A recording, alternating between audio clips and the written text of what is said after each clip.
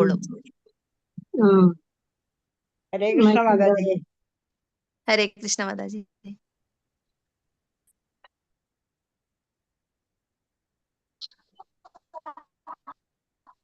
ഹരേ കൃഷ്ണ മാതാജി, പ്രണാമം. ഹരേ കൃഷ്ണ മാതാജി. എല്ലാവർക്കും പ്രണാമം. ഹരേ കൃഷ്ണ. ഹരേ കൃഷ്ണ മാതാജി. ഹരേ കൃഷ്ണ. എന്റെ ലാപ്ടോപ്പിലെ വീഡിയോ കുറച്ച് പ്രശ്നമാണ്. അപ്പൊ ഞാൻ മറ്റേ സുനിത അരവിന്ദ് അതിലാണ് വീഡിയോ ഓൺ ചെയ്തിരിക്കുന്നത് കേട്ടോ. അതിൽ നോക്കിയാൽ മതി.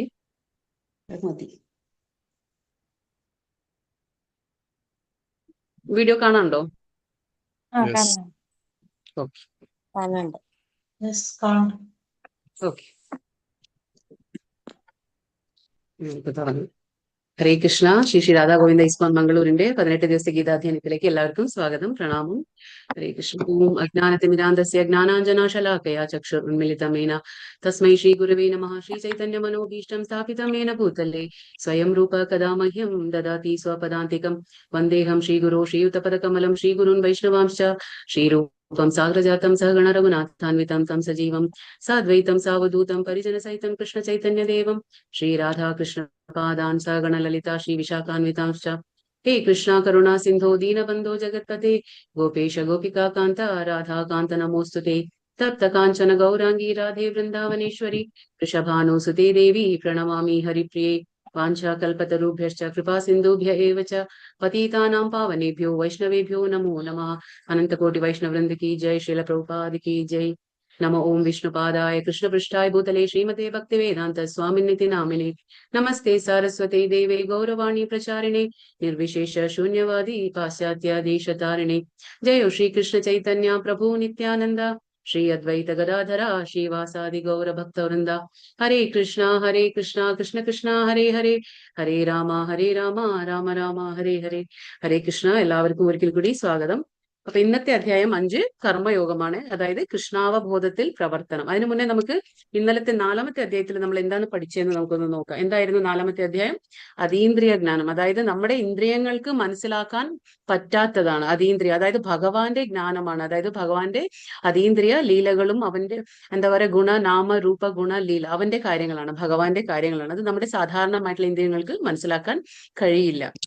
പക്ഷെ ഒരു ആധ്യാത്മിക ഗുരുവിന്റെ സഹായത്താൽ മാത്രമേ നമുക്ക് ഈ ജ്ഞാനം മനസ്സിലാക്കാൻ കഴിയുള്ളൂ. പിന്നെ നമ്മൾ മനസ്സിലാക്കി ഭഗവാന്റെ ഈ ജ്ഞാനം ഭഗവാൻ വിവസ്വന്, പിന്നെ മനുവിന്, പിന്നെ ഇക്ഷ്വാക്കു, അങ്ങനെ അത് കൈമാറിയിട്ട് വന്നിട്ടുള്ള ജ്ഞാനമാണ്. ഇത് അതീന്ദ്രിയ ജ്ഞാനമാണ്. അപ്പൊ ഇത് ഗുരു ശിഷ്യ പരമ്പരയിലൂടെയാണ് വന്നിട്ടുള്ളത്. അപ്പൊ അതങ്ങനെ നമുക്ക് മനസ്സിലാക്കി. പിന്നെ നമ്മൾ മനസ്സിലാക്കി 4 വർണ്ണങ്ങൾ ഭഗവാൻ ക്രിയേറ്റ് ചെയ്തു അല്ലെ. ഏതാണ്?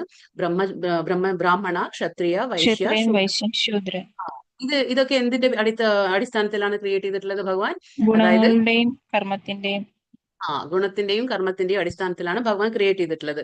അപ്പൊ ഇങ്ങനെ 4 വർണ്ണങ്ങൾ നമ്മൾ ചതുർത്ഥ ആശ്രമങ്ങളെ കുറിച്ച് പഠിച്ചു. അപ്പൊ 4 വർണ്ണങ്ങളെ കുറിച്ച് പഠിച്ചു. പിന്നെ ഭഗവാൻ എപ്പോഴൊക്കെയാണ് അവതരിക്കുന്നത്? ഭഗവാൻ അതായത് അധർമ്മം തഴച്ചു വളരുമ്പോഴും പിന്നെ ധർമ്മത്തിന് ക്ഷയം സംഭവിക്കുമ്പോഴും ഭഗവാൻ അവതരിക്കും. എങ്ങനെയാണ് ഭഗവാൻ അവതരിക്കുക? ഭഗവാൻ എന്തിനാണ് അവതരിക്കുക? അതായത് എന്താ പറയാ, ഭഗവാന്റെ ഭക്തരെ രക്ഷിക്കാനും പിന്നെ ദുഷ്കൃതികളെ നിഗ്രഹിക്കാനും ധർമ്മത്തെ പുനഃസ്ഥാപിക്കാനും. അതെ, ധർമ്മത്തെ പുനഃസ്ഥാപിക്കാനാണ് ഭഗവാൻ വരുന്നത്. പിന്നെ ഭഗവാന്റെ എന്താ പറയാ, ആധ്യാത്മിക ഗുരുവിന്റെ ആവശ്യം എന്താണെന്ന് ഭഗവാൻ പറഞ്ഞത്? എന്തിനാണ് ഭഗവാൻ പറഞ്ഞത്? ആധ്യാത്മിക ഗുരു നമ്മൾ സമീപിക്കണം, അവരെ സേവനം ചെയ്യണം, അവരിൽ നിന്ന് നമ്മൾ ആ സത്യത്തെ മനസ്സിലാക്കണം. കാരണം അവര് ആ ജ്ഞാനത്തെ ശരിയായ രീതിയിൽ മനസ്സിലാക്കിയ ആൾക്കാരായിരിക്കും. അപ്പൊ അതുകൊണ്ട് അവർക്ക് നമുക്ക് യഥാർത്ഥമായ ജ്ഞാനം നമ്മുടെ അടുത്തേക്ക് എത്തിക്കാൻ അവരെ കൊണ്ട് മാത്രമേ കഴിയുള്ളൂ. അതുകൊണ്ട് നമ്മൾ ഗുരുവിനെ സമീപിക്കണം. കാരണം ഇത് അതീന്ദ്രിയ ജ്ഞാനമാണ് ഭഗവാന്റെ, അത് നമുക്ക് മനസ്സിലാക്കാൻ കഴിയില്ല. അത് ഗുരുവിന്റെ സഹായത്താൽ മാത്രമേ നമുക്ക് ഈ ജ്ഞാനത്തെ നമുക്ക് മനസ്സിലാക്കാൻ കഴിയുള്ളൂ എന്ന് ഭഗവാൻ പറഞ്ഞു തരാണ്. അപ്പോ എന്നിട്ട് ഭഗവാന്റെ ഇത് അതീന്ദ്രിയ ജ്ഞാനമാണ്. നമ്മൾ ഇന്നലെ ഇതൊക്കെയാണ് നമ്മൾ മനസ്സിലാക്കിയത്. അപ്പൊ ഇന്ന് നമുക്ക് 5ാമത്തെ അധ്യായം നോക്കാം. ഇത് കർമ്മയോഗം. അപ്പൊ 3ാമത്തെ അധ്യായവും എന്തായിരുന്നു? കർമ്മയോഗം തന്നെയായിരുന്നു. പക്ഷെ ഇത് 5ാമത്തെ കർമ്മയോഗം എന്ന് പറയുമ്പോൾ എന്താണ്? കൃഷ്ണാവബോധത്തിൽ പ്രവർത്തനം. അതായത് നമ്മൾ എന്താ പറയാ ആക്ഷൻ ഇൻ കൃഷ്ണ കോൺഷ്യസ് എന്ന് പറയും. അതായത് കൃഷ്ണാവബോധത്തിൽ നമ്മൾ നമ്മുടെ പ്രവർത്തനങ്ങൾ എങ്ങനെ ആയിരിക്കണം എന്ന് ഇത് ഭഗവാൻ പറഞ്ഞു തരാണ് കർമ്മയോഗം. ഇത് വീണ്ടും അതാണ് കർമ്മയോഗം, പക്ഷേ കൃഷ്ണാവബോധത്തിൽ എന്ന് മാത്രം.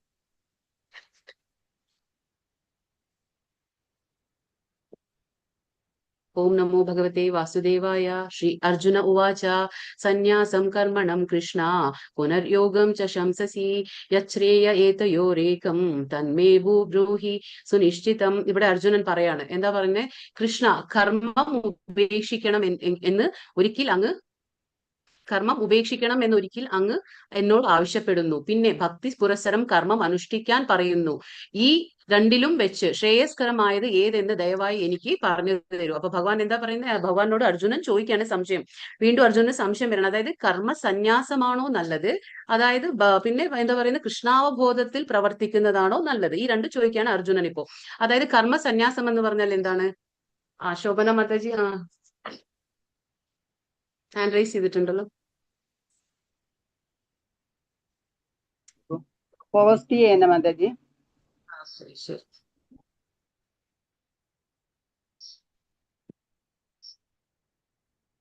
ചെയ്തിട്ടുണ്ട് മാത്രം.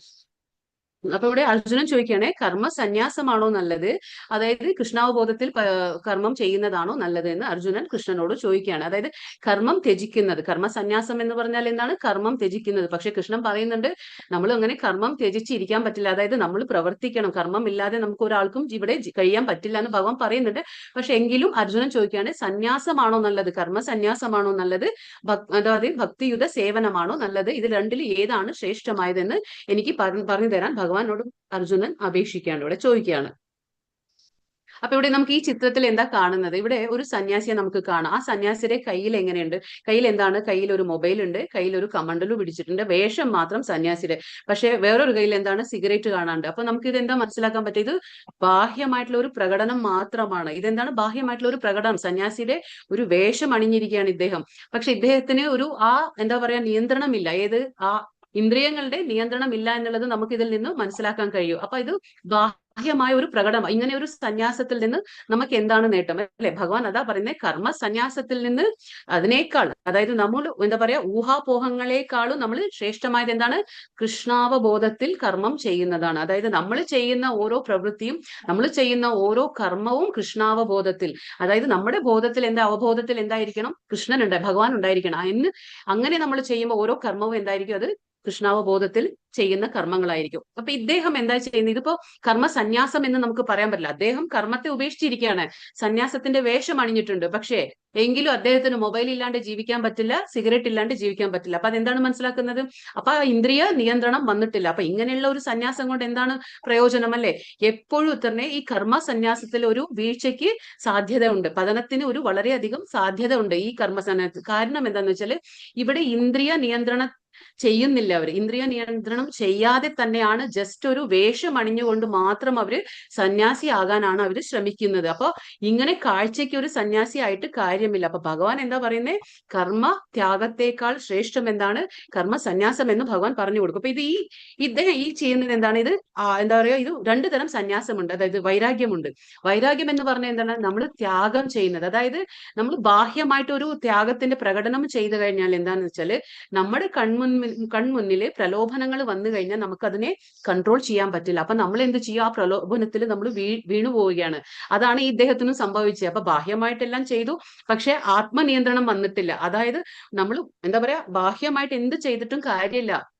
ആന്തരികമായിട്ടുള്ള മാറ്റങ്ങൾ നമ്മളിൽ വരണമെങ്കിൽ നമ്മുടെ അവബോധത്തിൽ കൃഷ്ണൻ ഉണ്ടായിരിക്കണം, ഭഗവാൻ ഉണ്ടായിരിക്കണം. നമ്മുടെ കർമ്മങ്ങളെല്ലാം നമ്മൾ ഭഗവാന് സമർപ്പിച്ചു ചെയ്യുമ്പോൾ മാത്രമാണ് നമ്മുടെ അവബോധത്തിൽ ഭഗവാൻ ഉണ്ടാവുകയുള്ളൂ. പക്ഷെ ഇത് എന്ത് വൈരാഗ്യം എന്ന് പറയും? വൈരാഗ്യത്തിൽ രണ്ടു തരമുണ്ട്. യുക്ത വൈരാഗ്യം എന്നും പറയും, പിന്നെ ഫൽഗു വൈരാഗ്യം എന്നും പറയും. അപ്പൊ ഇദ്ദേഹം ചെയ്യുന്നത് ഫൽഗു വൈരാഗ്യം, അതായത് കാവട്യമാണ്.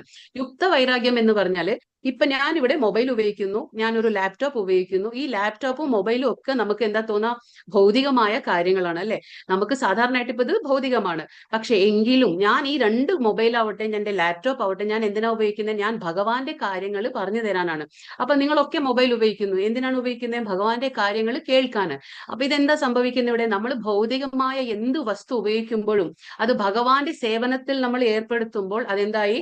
അത് യുക്ത വൈരാഗ്യമായി. യുക്ത വൈരാഗ്യം എന്നാണ് അതിന്റെ പേര്. അതായത് ഭൗതിക വസ്തുക്കളെ നമ്മൾ നിഷേധിക്കുന്നില്ല. നമ്മൾ ഇത് മായയാണ്. അതിപ്പോ ചിലർ പറയുന്നത് കേൾക്കില്ലേ, ജഗത് സത്യ ബ്രഹ്മ സത്യ ജഗത് മിഥ്യ എന്ന് പറയും. അതായത് ബ്രഹ്മം മാത്രം സത്യമാണ്, ബാക്കി കാണുന്നതെല്ലാം മായയാണ്, എല്ലാം മിഥ്യമാണ് എന്ന് പറയും. അതല്ല ശരി. കാരണം ഭഗവാന്റെ ക്രിയേഷൻ എവിടെയാ മിഥ്യ ആവുന്നത്? ഭഗവാന്റെ എല്ലാ ക്രിയേഷനും മിഥ്യയല്ല, അതെല്ലാം ഭഗവാന്റെ എനർജിയാണ്. അപ്പൊ നമ്മൾ എന്ത് ചെയ്യുന്നു? ആ ഭൗതികമായിട്ടുള്ളത് നമ്മുടെ സ്വന്തം ഇഷ്ടത്തിന്, അതായത് നമ്മുടെ ഇന്ദ്രിയങ്ങൾക്ക് സന്തോഷത്തിന് വേണ്ടി നമ്മൾ ഉപയോഗിക്കുമ്പോൾ അതെന്തായി? സ്വാർത്ഥമായി. അത് നമ്മുടെ സ്വാർത്ഥതയ്ക്ക് വേണ്ടിയിട്ട് നമ്മൾ ഉപയോഗിക്കുകയാണ്. പക്ഷെ നമ്മൾ ആ ഭൗതികമായ കാര്യങ്ങളെല്ലാം നമ്മൾ ഭഗവാന്റെ സേവനത്തിൽ ഏർപ്പെടുത്തുമ്പോൾ അത് യുക്ത വൈരാഗ്യമാണ്. അപ്പൊ നമ്മുടെ ലാപ്ടോപ്പ് ആയാലും നമ്മുടെ മൊബൈൽ ആയാലും നമ്മൾ ശ്രവണത്തിനും കീർത്തനത്തിനാണ് ഉപയോഗിക്കുന്നത്. ഞാൻ പറയുന്നു, നിങ്ങൾ കേൾക്കുന്നു ഭഗവാന്റെ കാര്യങ്ങൾ. അപ്പൊ അത് യുക്ത വൈരാഗ്യമാണ്. അപ്പൊ ലാപ്ടോപ്പ് പോലും ഭഗവാന്റെ സേവനത്തിൽ ഏർപ്പെടുത്താണ് നമ്മൾ ചെയ്യുന്നത്. അപ്പൊ ഇങ്ങനെ ഒരു കാര്യമാണ് ഭഗവാൻ ആഗ്രഹിക്കുന്നത്. അർജുനനോട് ഭഗവാൻ പറഞ്ഞു കൊടുക്കുക. നമുക്ക് നോക്കാം. ശ്രീഭഗവാനുവാച സന്യാസഃ കർമ്മയോഗശ്ച നിശ്രേയസ്കരാവുഭൗ തയോസ്തു കർമ്മ സന്യാസാത് കർമ്മയോഗോ വിശിഷ്യത്തെ. ശ്രീ ഭഗവാൻ പറഞ്ഞു, കർമ്മ പരിത്യാഗവും ഭക്തിയുതമായ കർമ്മവും മുക്തിക്ക് നല്ലത് തന്നെ. എങ്കിലും ഭക്തിയുതമായ സേവന കർമ്മമാണ് കർമ്മത്യാഗത്തെക്കാൾ ഉത്തമം. അപ്പൊ ഇവിടെ ഭഗവാൻ രണ്ടും ചോദിച്ചപ്പോ അർജുനൻ ചോദിക്കുമ്പോൾ ഭഗവാൻ പറഞ്ഞു കൊടുക്കാണ്, രണ്ടും നല്ലതാണ്. അതായത് കർമ്മത്യാഗവും നല്ലതാണ്, പിന്നെ ഭക്തിയുത കർമ്മവും രണ്ടും നല്ലതാണ്. പക്ഷെ കർമ്മ പരിത്യാഗം എങ്ങനെയായിരിക്കണം? അത് ആ രീതിയിൽ പോകണം. അത് യുക്ത സന്യാസമായിരിക്കണം, അത് യുക്ത വൈരാഗ്യമായിരിക്കണം. എങ്കിൽ മാത്രമേ കർമ്മ പരിത്യാഗവും ഭഗവാന്റെ അടുത്തേക്ക് എത്തിയൂ, അത് മുക്തിക്ക് കാരണമാകുന്നുള്ളൂ. അല്ലാതെ ഇപ്പൊ നമ്മളിപ്പോ നേരത്തെ കണ്ട പോലെ അദ്ദേഹം വരും, കർമ്മം എന്താ പറയാ, കർമ്മത്തെ ത്യാഗം ചെയ്തിട്ടേ ഉള്ളൂ. പക്ഷെ അദ്ദേഹത്തിന് ആ മോഹങ്ങളൊന്നും പോയിട്ടില്ല, അല്ലെ? ഉള്ളിൽ ഒരുപാട് മോഹങ്ങളുണ്ട്. അതായത് മൊബൈൽ ഉപയോഗിക്കണം, പിന്നെ എന്താ പറയാ, സിഗരറ്റ് വലിക്കണം, ഇങ്ങനെയുള്ള കാര്യങ്ങളൊക്കെ ചെയ്യുന്നു. പക്ഷെ വേഷം കൊണ്ട് മാത്രം സന്യാസം, അതായത് ഞാൻ കർമ്മം ത്യജിച്ച ഒരു വ്യക്തിയാന്നുള്ളത് കാണിക്കുകയാണ്. പക്ഷെ അതിലർത്ഥമില്ല. ഭഗവാൻ പറയുന്നത് രണ്ടും നല്ലതാ. പക്ഷെ ഒരു താരതമ്യം നമ്മൾ ചെയ്യണമെങ്കിൽ ഭഗവാൻ പറയണേ ഭക്തിയുതമായ സേവനം തന്നെയാണ് ഉത്തമം എന്ന് ഭഗവാൻ പറഞ്ഞു കൊടുക്കുക. തീർത്തും പറഞ്ഞു കൊടുക്കുകയാണ്. അതായത് ഭക്തിയുത സേവനം പറഞ്ഞാൽ എന്താണ്? ഭക്തിയുത സേവനം എന്ന് പറഞ്ഞാൽ ഭഗവാന്റെ കാര്യങ്ങൾ, ശ്രവണമായിക്കോട്ടെ, കീർത്തനമായിക്കോട്ടെ, ഭഗവാന്റെ പൂജ. ഇപ്പൊ ഈ ചിത്രത്തിൽ നമുക്ക് എന്താ കാണുന്നത്? അവിടെ ആ വ്യക്തി എന്താ ചെയ്യുന്നത്? ഭഗവാനെ എന്താ പറയാ, അർച്ചനം ചെയ്യണം. അർച്ചനം എന്ന് പറഞ്ഞാൽ ഭഗവാനെ പൂജിക്കുകയാണ് ചെയ്യുന്നത്. അപ്പൊ അങ്ങനെ ഒരു 9 സ്റ്റേജിലുള്ള ഭക്തി ഉണ്ട്. ഭക്തിയിൽ നവവിധ ഉണ്ട്. നവവിധ ഭക്തി എന്ന് പറയും. നവ എന്ന് പറഞ്ഞാൽ 9, വിധ എന്ന് പറഞ്ഞ 9 ടൈപ്സ് ഓഫ് ഭക്തി. എന്താണത്? ശ്രവണം, കീർത്തനം, വിഷ്ണു സ്മരണം, പാദസേവനം, അർച്ചനം, വന്ദനം, ദാസ്യം, ആത്മനിവേദനം, സഖ്യം, ആത്മനിവേദനം. ഇതാണ് എന്താ പറയാ ഈ നവവിധ ഭക്തി. അതായത് ശ്രവണം, കീർത്തനം, വിഷ്ണു സ്മരണം, പാദസേവനം, അർച്ചനം, വന്ദനം, ദാസ്യം, സഖ്യം, ആത്മനിവേദനം. ഇങ്ങനെ 9 രീതിയിൽ നമുക്ക് ഭഗവാനെ ധ്യാനിക്കാൻ പറ്റും. ഏതെങ്കിലും ഒരു രീതിയിലായാലും നമ്മൾ പെർഫെക്റ്റ് ആയാലും മതി. അതായത് അല്ലാതെ ഭഗവാൻ പറയുന്നില്ല ഈ 9 രീതിയിലും നീ എന്റെ അടുത്തേക്ക് വരണം എന്ന് ഭഗവാൻ പറയുന്നില്ല. ഏതെങ്കിലും ഒരു രീതി, അതായത് നിനക്ക് ശ്രവണം മാത്രമേ പറ്റുമെങ്കിൽ നീ കേട്ടുകൊണ്ടിരിക്കുക ഭഗവാന്റെ കാര്യങ്ങൾ. അതിൽ മാത്രമേ നമുക്ക് ഭഗവാനെ പ്രാപിക്കാൻ പറ്റൂ. അല്ല, കീർത്തനം, ഭഗവാനെ കുറിച്ച് ഇങ്ങനെ പറഞ്ഞു നടക്കുമ്പോഴും അതും ശരി. ഇനിയിപ്പോ അതും പറ്റുന്നില്ലെങ്കിൽ നമുക്ക് എന്താ പറയാ, ഭഗവാന്റെ ശ്രവണം നടന്നില്ല, കീർത്തനം നടന്ന, വിഷ്ണു സ്മരണം, അതായത് ഭഗവാനെ നമുക്ക്, ഞാൻ പറഞ്ഞില്ലേ 24 മണിക്കൂർ നമുക്കുണ്ടെങ്കിൽ നമ്മൾ എന്ത് പ്രവർത്തനം ഭൗതികമായിക്കോട്ടെ അത് നമ്മൾ ചെയ്യുമ്പോഴും നമ്മൾ ഭഗവാനെ ഓർത്തുകൊണ്ട് ചെയ്യുമ്പോൾ എന്താണ് ആ ഭഗവാൻ, നമ്മൾ എന്താ ചെയ്യുക? നമ്മൾ കർമ്മത്തിലും അറ്റാച്ച്മെന്റ് ഇല്ല, അതിന്റെ ഫലത്തിലും അറ്റാച്ച്മെന്റ് ഇല്ല. പക്ഷെ നമ്മൾ എല്ലാ കർമ്മങ്ങളും നമ്മൾ ഭൗതികമായിട്ട് ചെയ്യുന്നുണ്ട്. പക്ഷെ നമ്മുടെ അവബോധത്തിൽ ആരാണ്? ഭഗവാൻ കൃഷ്ണനാണ്. അപ്പൊ വിഷ്ണു സ്മരണ അങ്ങനെ ചെയ്യുമ്പോഴും നമുക്ക് എന്താണ്? അത് ഭക്തിയുത സേവനമാണ്. അപ്പൊ 9 രീതിയിൽ നമുക്ക് ഭക്തിയുത സേവനം ചെയ്യാം. ഭഗവാന്റെ ശ്രവണം, കീർത്തനം, ഇപ്പൊ പറഞ്ഞ 9 രീതിയിൽ നമുക്ക് ഭക്തിയുതമായ സേവനം ചെയ്യാം. എല്ലാം നല്ലതാണ്. പക്ഷെ അല്ലാതെ കർമ്മത്യാഗം, അതിൽ എപ്പോഴും പതനമുണ്ട്. അങ്ങനെ ഒരു വീഴ്ചയ്ക്ക് സാധ്യത ഉണ്ട്. അങ്ങനെ അതിനേക്കാളും ഭഗവാൻ പറയുന്നു ഭക്തിയുതമായ കർമ്മം തന്നെയാണ്, അതിനേക്കാളും ഭക്തിയുത സേവനം തന്നെയാണ് നല്ലത് എന്ന് ഭഗവാൻ അർജുനനോട് പറഞ്ഞു കൊടുക്കുകയാണ്. അതാണ് ശ്രേഷ്ഠമെന്ന് ഭഗവാൻ പറഞ്ഞു കൊടുക്കുകയാണ്. ഇതൊരു കഥയാണ്. ഇതിപ്പോ എന്താ കഥ എന്ന് വെച്ചാൽ, ഇപ്പൊ നമുക്ക് ഈ ചിത്രത്തിൽ കാണാൻ ഒരു രാജാവാണ്. രാജാവിന്റെ പേര് നൃഗ എന്ന് പറഞ്ഞ രാജാവ്. ഈ രാജാവ് എന്താണ്?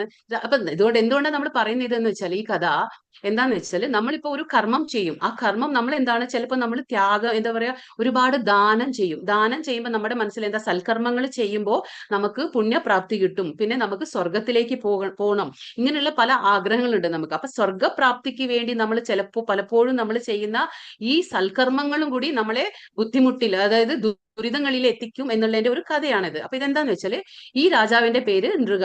അപ്പൊ ഈ രാജാവിന് തോന്നാണ്, ഞാൻ ഒരുപാട് സൽക്കർമ്മം സൽക്കർമ്മങ്ങളൊക്കെ ചെയ്തിട്ട് ഒരുപാട് ദാനങ്ങളൊക്കെ ചെയ്ത് എനിക്ക് എന്താണ് എനിക്ക് ഒരു എന്താ പറയാ സ്വർഗപ്രാപ്തി വേണം എനിക്ക് എന്നുള്ള ആഗ്രഹം വരാണ്. അപ്പൊ ദാനം നല്ല കാര്യമല്ലേ, നമുക്കൊക്കെ അറിയാം ദാനം ചെയ്യുന്നത് വളരെ നല്ലതാണ്. അപ്പൊ അദ്ദേഹം തീരുമാനിക്കുകയാണ്, ഞാൻ ദാനങ്ങളിൽ ഏറ്റവും നല്ല ദാനം ഏതാണ്? ഗോദാനം അല്ലെ, പശുവിനെ ദാനം ചെയ്യുക. അപ്പൊ ആ വിചാരിക്കുകയാണ് എന്റെ കൊട്ടാരത്തിൽ ഇഷ്ടം പോലെ പശുക്കളുണ്ട്, അപ്പൊ ഞാൻ നല്ല യോഗ്യത എന്താ പറയാ അർഹതയുള്ള യോഗ്യതയുള്ള ഒരു ബ്രാഹ്മണന്മാരെ വിളിച്ച് ഞാൻ എന്റെ കൊട്ടാരത്തിലുള്ള എന്താ പറയാ പശുക്കളെ ഞാൻ ദാനം ചെയ്യാണെന്ന് തീരുമാനിക്കുകയാണ്. അങ്ങനെ അദ്ദേഹം എന്ത് ചെയ്യും, എല്ലാ ബ്രാഹ്മണന്മാരെ ഓരോരുത്തരെയും വിളിച്ച് വിളിച്ച് ദിവസേന ഇങ്ങനെ പശുക്കളെ ഇങ്ങനെ ദാനം ചെയ്തുകൊണ്ട് പോവാണ്. അങ്ങനെ ദാനം ചെയ്തു പോയപ്പോൾ ഒരു പ്രാവശ്യം എന്താ സംഭവിക്കാന്ന് വെച്ചാല്, ഇദ്ദേഹം എന്തിനാണ് ചെയ്യുന്നത്? ആ പുണ്യപ്രാപ്തിക്കായിട്ട്, അതായത് സ്വർഗത്തിലേക്ക് പോകണം എന്നുള്ള ഒരു ഇച്ഛ വെച്ചുകൊണ്ടാണ് ഈ സൽക്കർമ്മം ചെയ്യുന്നത്. അപ്പൊ എന്തായി, ഈ പശു ഒരു ബ്രാഹ്മണന് പശുവിനെ കൊടുത്തു. അപ്പൊ പശുക്കൾക്ക് നമുക്ക് നന്നായിട്ട് അറിയാം, അതായത് പശുക്കൾ എവിടെ പോയാലും ആ സന്ധ്യ ആകുമ്പോൾ അവർക്ക് അവരുടെ തൊഴുത്തിലേക്ക് തിരിച്ചെത്താൻ വഴി അറിയാം. അവർക്ക് നമ്മൾ പറഞ്ഞു കൊടുക്കേണ്ട ആവശ്യമില്ല. അപ്പൊ ഇങ്ങനെ ഒരു ബ്രാഹ്മണന് കൊടുത്ത പശു എന്തായി, അത് സന്ധ്യ ആയപ്പോ എന്തായി, തിരിച്ച് ആ കൊട്ടാരത്തിലെ എന്താ പറയാ തൊഴുത്തിൽ വന്ന് ചേർന്നു. അത് ഈ രാജാവിന് മനസ്സിലായില്ല, രാജാവിന് അറിഞ്ഞില്ല അത് ദാനം ചെയ്ത പശു ആയിരുന്നു. പക്ഷെ അത് തിരിച്ചു തൊഴുത്തിലേക്ക് തന്നെ എത്തി. അത് ഈ ബ്രാഹ്മണനും മനസ്സിലായില്ല. പിറ്റേന്ന് രാവിലെ നോക്കുമ്പോ അദ്ദേഹത്തിന്റെ തൊഴുത്തിൽ പശു ഇല്ല, ദാനം കിട്ടിയ പശു കാണുന്നില്ല. അപ്പൊ അദ്ദേഹം ഇങ്ങനെ നടന്നു വരികയാണ്, കാരണം പരാതി പറയണല്ലോ രാജാവിന്റെ അടുത്ത്, എനിക്ക് എന്റെ ദാനം കിട്ടിയ പശുവിനെ കാണാനില്ല എന്ന് പറയണല്ലോ. പക്ഷെ എന്നിട്ട് ഈ കാര്യം രാജാവിന് അറിയുന്നുമില്ല. അപ്പൊ പിറ്റേ ദിവസം ഈ രാജാവ് എന്ത് ചെയ്യുന്നു, വേറൊരു ബ്രാഹ്മണനെ വിളിച്ച് ആ തൊഴുത്തിലെത്തിയ ആ പശുവിനെ തന്നെ ദാനം ചെയ്യണം. അതായത് ഒരു വട്ടം ദാനം ചെയ്ത പശു തന്നെ ആയിരുന്നു അത്, തിരിച്ചു തൊഴുത്തിലെത്തി എന്ന് മാത്രം. അത് രാജാവിന് അറിഞ്ഞില്ല. പക്ഷെ വീണ്ടും പിറ്റേ ദിവസം അതേ പശുവിനെ തന്നെ വേറൊരു ബ്രാഹ്മണന് ദാനം കൊടുക്കുകയാണ്. അപ്പൊ ആ ബ്രാഹ്മണൻ എന്ത് ചെയ്തു, ആ പശുവിനെ വിളിച്ച് അത് കൊണ്ടുപോവാണ്. അദ്ദേഹത്തിന് ഇതൊന്നും അറിയില്ല, തിരിച്ചെത്തിയ പശുവാണെന്നൊന്നും അദ്ദേഹത്തിന് അറിയില്ല. അയാൾ കൊണ്ടുപോവാണ്. അപ്പോഴേക്കും ഈ മറ്റേ ആള് തിരിച്ചു വരാണ്, രാജാവിനോട് പരാതി പറയാൻ വരികയാണ്. അപ്പൊ ഈ രണ്ടുപേരും തമ്മിൽ കൂട്ടിമുട്ടുകയാണ്. അപ്പൊ അങ്ങനെ കാണുമ്പോൾ അദ്ദേഹം ഐഡന്റിഫൈ ചെയ്യണം, അതായത് തിരിച്ചറിയണം, ഇത് ഇന്നലെ എനിക്ക് കിട്ടിയ പശു ആയിരുന്നു, ഇത് ഇന്നലെ എനിക്ക് രാജാവ് തന്ന ദാനം ചെയ്ത പശു ആയിരുന്നു എന്ന് പറഞ്ഞു. അപ്പൊ അയാൾ പറഞ്ഞു, അതൊന്നും എനിക്കറിയില്ല, പക്ഷെ ഇതിന്നിപ്പോ എനിക്ക് രാജാവ് തന്ന പശുവാണെന്ന് ഇദ്ദേഹവും പറയണു. അപ്പൊ രണ്ടുപേരും തമ്മിൽ വാക്തർക്കമായി, അതായത് ഇത് എന്റെ പശുവാണ്, ഇത് എന്റെ പശുവാണെന്ന് രണ്ടുപേരും. അത് ഒരേ പശു തന്നെയാണ്, പക്ഷെ രാജാവ് അറിയാണ്ട് പറ്റിപ്പോയ ഒരു അബദ്ധമാണ്. എന്നിട്ട് ഈ വാക്തർക്കം നിൽക്കുന്നില്ല. എന്നിട്ട് ഇത് രാജാവിന്റെ അടുത്തേക്ക് എത്തുകയാണ്. അപ്പൊ രാജാവ് രണ്ടുപേരും വിളിച്ച് ആ പശുവിനോട് പറഞ്ഞു, ഈ പശുവിനെ ഇപ്പൊ ആരെങ്കിലും എടുക്കൂ, എന്നിട്ട് ഞാൻ അതിലും ഉപരി നല്ല ഒരു സമ്മാനം തന്നെ നിങ്ങൾക്ക് ഞാൻ തരാം, ഏതെങ്കിലും ഒരാൾക്ക്. നിങ്ങൾ രണ്ടുപേരും സമാധാനപ്പെടുന്നു പറയും. പക്ഷെ രണ്ടുപേരും സമ്മതിക്കുന്നില്ല. രണ്ടുപേരും പറയണേ എനിക്ക് ഇത് തന്നെ വേണം, കാരണം ഒരേ പശുവാണ്, അത് രണ്ടു വട്ടം അത് തിരിച്ചെത്തിയതുകൊണ്ട് അങ്ങനെ ഒരു അബദ്ധം പറ്റിപ്പോയി എന്ന് രാജാവിന് ബോധ്യപ്പെടുകയാണ്. അപ്പൊ രാജാവ് വളരെയധികം സങ്കടത്തിലായിപ്പോയി, കാരണം രണ്ടുപേരും സമ്മതിക്കുന്നില്ല. പിന്നെ ബ്രാഹ്മണന്മാര് ശപിച്ചു കഴിഞ്ഞാൽ അത് വളരെയധികം ദുരിതത്തിലേക്ക് എത്തിക്കും നമ്മളെ, അല്ലെ? അപ്പൊ ഈ രണ്ടുപേർക്കും ദേഷ്യം വരാണ്, ആരോട്? ഈ രാജാവിനോട്. അപ്പോ രാജാവിനെ അവർ രണ്ടുപേരും ശപിക്കുകയാണ്, നീ ഒരു ഓന്തായി മാറുന്നു. അങ്ങനെ ഈ രാജാവ് അവർ ശപിച്ചു വിടാണ് രാജാവിനെ. അപ്പൊ രാജാവിന് വളരെയധികം ദുഃഖം തോന്നാണ്. അതായത് ഒരു സൽക്കർമ്മം ചെയ്യണം, ഞാനൊരു സ്വർഗപ്രാപ്തി വേണം എന്നൊക്കെ വിചാരിച്ച് ദാനം ചെയ്തത് ഇങ്ങനെ ഒരു അബദ്ധത്തിൽ ചെന്ന് ചാടി രാജാവ്. അവസാനം രാജാവ് മരിച്ച് യമരാജാവിന്റെ അടുത്ത് എത്തുമ്പോൾ യമരാജാവ് പറയും, നീ ഒരുപാട് സൽക്കർമ്മങ്ങളും ചെയ്തിട്ടുണ്ട്, അതിൽ നിനക്കൊരു പാപവും ഉണ്ട്, നിനക്ക് ഇപ്പൊ ഏതാണ് ആദ്യം അനുഭവിക്കേണ്ടതെന്ന് ചോദിക്കും രാജാവിനോട്. അപ്പൊ രാജാവ് പറഞ്ഞു, ഏതായാലും ഞാൻ ചെയ്ത പാപത്തിന്റെ ഫലം ഞാൻ ആദ്യം അനുഭവിച്ചോളാം എന്ന് പറയും. അപ്പൊ അങ്ങനെ രാജാവ് ഒരു ഓന്തായി ജനിക്കുകയാണ്. ഓന്തായിട്ട് എവിടെ ജനിക്കുന്നു? ഈ തൊട്ടപ്പുറത്തെ ചിത്രത്തിൽ നമുക്ക് കാണാം. അത് കൃഷ്ണന്റെ, അതായത് ദ്വാരകയിലെ ഒരു കിണറ്റിലാണ് ഒരു വലിയൊരു ഓന്തായി ജനിക്കുകയാണ് ഈ രാജാവ്. ആ രാജാവ് ഓന്തായിട്ട് അവിടെ ഇരിക്കുകയാണ്, കുറെ വർഷങ്ങൾ അവിടെ ഇരിക്കുകയാണ്. അപ്പൊ അവിടെ ദ്വാരകയാണത്. അപ്പൊ അവിടെ എന്തായി, ആരും കാണുന്നില്ല ഈ ഓന്തിന്. ഒരു വലിയൊരു ഓന്തായിരുന്നത്, കിണറായതുകൊണ്ട് ആരും ആ വശത്തേക്ക് പോവാറില്ല. അപ്പൊ ഈ കുട്ടികൾ, കൃഷ്ണന്റെ മക്കളായ സാമ്പനും മറ്റുള്ളവരൊക്കെ ഇങ്ങനെ കളിച്ചോണ്ടിരിക്കുമ്പോൾ ഈ എന്താ പറയാ പന്ത് ഈ കിണറ്റിൽ വീഴും. അപ്പൊ അങ്ങനെ വീഴുമ്പോൾ ആ കുട്ടികളൊക്കെ വന്ന് നോക്കുമ്പോൾ ഈ കിണറ്റില് ഒരു വലിയൊരു ഓന്തിനെ കാണുമ്പോൾ അവര് പേടിച്ച് അച്ഛന്റെ അടുത്തേക്ക് ചെന്ന് പറയാണ്, കൃഷ്ണന്റെ അടുത്ത് ചെന്ന് പറയാണ്, ആ കിണറ്റില് ഒരു വലിയൊരു ഓന്തുണ്ട് എന്ന്. അവസാനം കൃഷ്ണൻ വരികയാണ്. കൃഷ്ണൻ വന്ന് നോക്കുമ്പോൾ വലിയൊരു ഓന്തിനെ കണ്ടു. അപ്പൊ കൃഷ്ണൻ അതിനെ സ്പർശിക്കുകയാണ് കൈകൊണ്ട്. ആ ഓന്തിനെ സ്പർശിക്കുമ്പോഴത്തേക്കും അത് രാജാവായി മാറി. അത് വീണ്ടും പഴയ രാജാവായിട്ട് മാറുകയാണ്. അതായത് നമുക്കറിയാലോ, ഭഗവാന്റെ ആ കൈ ദർശനം കൊണ്ട് തന്നെ എന്താ പറയാ മുക്തി മോക്ഷം എല്ലാം കിട്ടുന്നല്ലേ. അപ്പൊ അങ്ങനെ ആ രാജാവായി മാറിയപ്പോ ഭഗവാൻ ചോദിക്കുകയാണ് എന്താ സംഭവിച്ചതെന്ന്. അപ്പൊ ആ ഭഗവാനിന് അറിയാത്തതായിട്ട് ഒന്നുമേ ഇല്ല. പക്ഷെ എങ്കിലും രാജാവിനോട് ചോദിക്കുകയാണ് എന്താ സംഭവിച്ചേ, എന്തുകൊണ്ടാണ് നീ ഓന്തായതെന്ന്. അപ്പോ ആ രാജാവ് ഈ കഥയൊക്കെ പറഞ്ഞു കൊടുക്കുകയാണ്. അതായത് സൽക്കർമ്മം ചെയ്യാൻ ഉദ്ദേശിച്ച് ഒരു സ്വർഗപ്രാപ്തിക്ക് വേണ്ടിയിട്ട് ഒരു ദാനം ചെയ്തപ്പോ പോലും അത് എന്താ പറയാ അബദ്ധത്തിൽ ചെന്ന് ചാടി ആര് രാജാവ്. അതാണ് നമ്മൾ പറയുന്നത്, നമ്മൾ ദാനമായിക്കോട്ടെ നല്ല കാര്യങ്ങളായിക്കോട്ടെ ചീത്ത കാര്യങ്ങളോ എന്തു ചെയ്യുമ്പോഴും അതിനൊരു പ്രതിപ്രവർത്തനം, അതായത് ഫലങ്ങളുണ്ട്, പ്രതിഫലങ്ങൾ കിട്ടും നമുക്ക്. പക്ഷെ നമ്മൾ എപ്പോഴാണോ കൃഷ്ണാവബോധത്തിൽ പ്രവർത്തിക്കുക, അത് ദാനമായിക്കോട്ടെ ധർമ്മമായിക്കോട്ടെ എന്തോ നമ്മൾ ചെയ്യുമ്പോഴും നല്ല കാര്യമായിക്കോട്ടെ എന്ത് ചെയ്യുമ്പോഴും നമ്മൾ ആ 24 മണിക്കൂർ നമ്മൾ ഭഗവാന്റെ ആ കൃഷ്ണാവബോധത്തിൽ നമ്മൾ പ്രവർത്തനങ്ങൾ ചെയ്യുമ്പോൾ എന്താണ് നമുക്കതില് ഗുണമോ ദോഷമോ ഒന്നും തന്നെ നമ്മളെ ബാധിക്കുകയില്ല. അതാണ് ഈ കഥയിൽ നിന്ന് നമുക്ക് മനസ്സിലാവും. ചിലപ്പോ നമ്മൾ എത്രയോ നല്ല ഒരു ഇന്റൻഷനിലാണ് നമ്മൾ നല്ല കാര്യങ്ങൾ ചെയ്യാൻ ഉദ്ദേശിക്കുന്നത്, പക്ഷെ നമ്മൾ അബദ്ധത്തിൽ എത്രയോ വട്ടം നമ്മൾ ചെന്ന് ചാടും. അപ്പൊ അതിനുള്ള ഒരു ഇതാണ് കഥ, അതിനുള്ളൊരു പാഠമാണ് ഈ കഥ. ജ്ഞേയ സ നിത്യ സന്യാസി യോ ന ദ്വേഷി ന കാംക്ഷതി നിർദ്വന്ദ്വോ ഹി മഹാബാഹോ സുഖം ബന്ധാത് പ്രമുച്യത്തെ. കർമ്മഫലങ്ങൾ ആഗ്രഹിക്കുകയോ വെറുക്കുകയോ ചെയ്യാത്ത ഒരാളാണ് നിത്യസന്യാസി. മഹാബാഹുവായ അർജുന, അയാൾ ദ്വന്ദ്ങ്ങളിൽ നിന്ന് ഒഴിഞ്ഞ് എളുപ്പത്തിൽ ഭൗതിക ബന്ധത്തിൽ നിന്ന് മുക്തനാവുകയും ആകുന്നതോടൊപ്പം എന്താ പറയാ മോക്ഷം അടയുകയും ചെയ്യുന്നു. അപ്പൊ ആരാണ് നിത്യസന്യാസി? അതിനെ കുറിച്ചാണ് ഇവിടെ പറയുന്നത്. നിത്യസന്യാസി എന്ന് പറഞ്ഞാല് കർമ്മഫലങ്ങൾ ആഗ്രഹിക്കുന്നുമില്ല എന്ന വെറുക്കുന്നുമില്ല. അതായത് അദ്ദേഹം കർമ്മങ്ങൾ ചെയ്യുന്നു, കർമ്മഫലം എന്തോ ആയിക്കോട്ടെ, അതിനെ ഇപ്പൊ കർമ്മഫലം കിട്ടുമ്പോ അതിനെ വെറുക്കുന്നുമില്ല, എന്നാൽ കർമ്മഫലം കിട്ടാതിരിക്കുമ്പോ അതിനെ ആഗ്രഹിക്കുകയുമില്ല. അതായത് ഫലങ്ങളെ ആഗ്രഹിക്കുകയാവട്ടെ അല്ലെങ്കിൽ വെറുക്കുകയാവട്ടെ ചെയ്യാത്ത ഒരു വ്യക്തി ആരാണ്? നിത്യ സന്യാസിയാണ്. അതാണ് അർജുനനോട് ഭഗവാൻ പറഞ്ഞു കൊടുക്കുന്നത്. അയാള് ദ്വന്ദ്വങ്ങളിൽ നിന്ന് ഒഴിഞ്ഞ് എളുപ്പത്തിൽ ഭൗതിക ബന്ധനത്തിൽ നിന്ന് മുക്തനാവുകയും ചെയ്യും. എന്താണ് ദ്വന്ദ്വങ്ങൾ എന്ന് പറഞ്ഞാൽ? സന്തുഷ്ടി, സന്താപം, ലാഭം, നഷ്ടം, ജയം, തോൽവി, ഇങ്ങനെയുള്ള ആ ദ്വന്ദ്വങ്ങൾ, സുഖം, ദുഃഖം, ഇങ്ങനെയുള്ള ദ്വന്ദ്വങ്ങളിൽ നിന്ന് അദ്ദേഹം ഒഴിഞ്ഞ് എളുപ്പത്തിൽ ഭൗതിക ബന്ധനത്തിൽ നിന്ന് മുക്തനാകുന്നതോടൊപ്പം മോക്ഷം അടയുകയും ചെയ്യും. ആരാണ് മോക്ഷം അടയുക? നിത്യസന്യാസി. കാരണം അദ്ദേഹത്തിന് പല ഇച്ഛയും ഇല്ല, ആഗ്രഹവും ഇല്ല, അതിനോടുള്ള വെറുപ്പില്ല. നമ്മൾ പറയില്ല ഇച്ഛാദ്വേഷ എന്ന്. ഇച്ഛ എന്ന് പറഞ്ഞാൽ എന്താണ്? രാഗദ്വേഷ എന്ന് പറഞ്ഞ ആസക്തി, രാഗം എന്ന് പറഞ്ഞാൽ ഇഷ്ടക്കേട്, അതൊന്നും തന്നെ ഉണ്ടാവില്ല നിത്യസന്യാസി. അങ്ങനെയുള്ളവനാണ് നിത്യസന്യാസി എന്ന് ഭഗവാൻ പറയാണ്. സന്യാസസ്തു മഹാബാഹോ ദുഃഖമാപ്തുമയോഗതഃ യോഗയുക്തോ മുനിർബ്രഹ്മ നചിരേണാധിഗച്ഛതി. എല്ലാ കർമ്മങ്ങളും ത്യജിച്ചു എന്നിരിക്കലും ഭക്തിയുത ഭഗവത് സേവനത്തിൽ ഏർപ്പെടാതെ ആർക്കും സന്തുഷ്ടി നേടാനാവില്ല. ഭക്തിയുത സേവനത്തിൽ ഏർപ്പെട്ടിരിക്കുന്ന ചിന്താശാലിയായ ഒരു വ്യക്തി അജിരേണ പരമപദം പ്രാപിക്കുന്നു. അതായത് കർമ്മങ്ങൾ ത്യജിച്ചു എന്നിരിക്കലും നമ്മൾ ഭക്തിയുത സേവനത്തിൽ, നമ്മളിപ്പോ പറയും ഞാൻ കർമ്മം ത്യജിച്ചിരിക്കുന്നു, ഞാൻ ഒന്നും തന്നെ കർമ്മം ചെയ്യുന്നില്ല എന്ന് പറഞ്ഞാലും നമുക്ക് പൂർണ്ണത നേടാൻ കഴിയില്ല, സന്തുഷ്ടി നേടാൻ കഴിയില്ല. എന്ന് വരെ എന്ന് പറഞ്ഞാല് നമ്മൾ എപ്പോ വരെ ഭക്തിയുത സേവനത്തിൽ ഏർപ്പെടുന്നില്ലയോ അതുവരെ നമുക്ക്, അതായത് ഭഗവാന്റെ ഭക്തിയുത സേവനത്തിൽ നമ്മൾ ഏർപ്പെടണം. എങ്കിലേ നമ്മുടെ ആ എന്താ പറയാ നമ്മുടെ കർമ്മഫലം, കർമ്മത്യാഗം അപ്പോ പരിപൂർണമാവുള്ളൂ.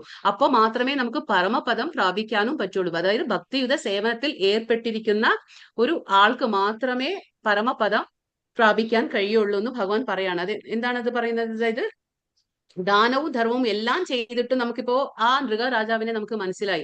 എന്തെല്ലാം പാവം നല്ല ഉദ്ദേശത്തോടു കൂടി അദ്ദേഹം രാജാവ് ചെയ്തിട്ടും രാജാവിന് എന്താണ് കിട്ടിയത്? അവസാനം ഒരു ശാപം ഏൽക്കേണ്ടി വന്നു അല്ലെ? ബ്രാഹ്മണന്റെ ശാപം ഏറ്റ് ഒരു ഓന്താകേണ്ടി വന്നു. അപ്പൊ അതുകൊണ്ടാണ് പറയുന്നത് നമ്മൾ ഭഗവത് ഭക്തി, അതായത് ഭഗവാന്റെ സേവനത്തിൽ ഏർപ്പെടണം. അതായത് നമ്മുടെ അവബോധത്തിൽ കൃഷ്ണന് വേണ്ടിയിട്ടാണ് സമർപ്പണാബോധം. നമ്മൾ പറഞ്ഞില്ല എങ്ങനെയാണ് കർമ്മം ചെയ്യേണ്ടത്? നമ്മൾ പൂർണ്ണ ജ്ഞാനത്തോടെ ഭഗവാനിൽ സമർപ്പിച്ചുകൊണ്ട് വേണം നമ്മൾ കർമ്മം ചെയ്യാൻ. അതായത് അതിന്റെ ഫലാഫലങ്ങൾ എന്തോ ആയിക്കോട്ടെ, അത് നമുക്ക് ആവശ്യമില്ല. കർമ്മവും നമ്മൾ ആസക്തിയില്ല, കർമ്മഫലത്തിലും നമുക്ക് ആസക്തി ഉണ്ടാകാൻ പാടില്ല. അപ്പൊ ഇവിടെ 2 തരം സന്യാസികളുണ്ട്. അതായത് നമ്മളിപ്പോ സന്യാസി എന്ന് പറഞ്ഞാൽ എന്താണ്? കർമ്മം ത്യാഗം ചെയ്യുന്നവര്. അതാണ് 2 തരം സന്യാസികൾ. ആരാണ്? ഒന്ന് വൈഷ്ണവ സന്യാസി, ഒന്ന് മായാവാദ സന്യാസി എന്ന് പറയും. അപ്പൊ വൈഷ്ണവ സന്യാസി എന്ന് പറഞ്ഞാൽ എന്താണ്?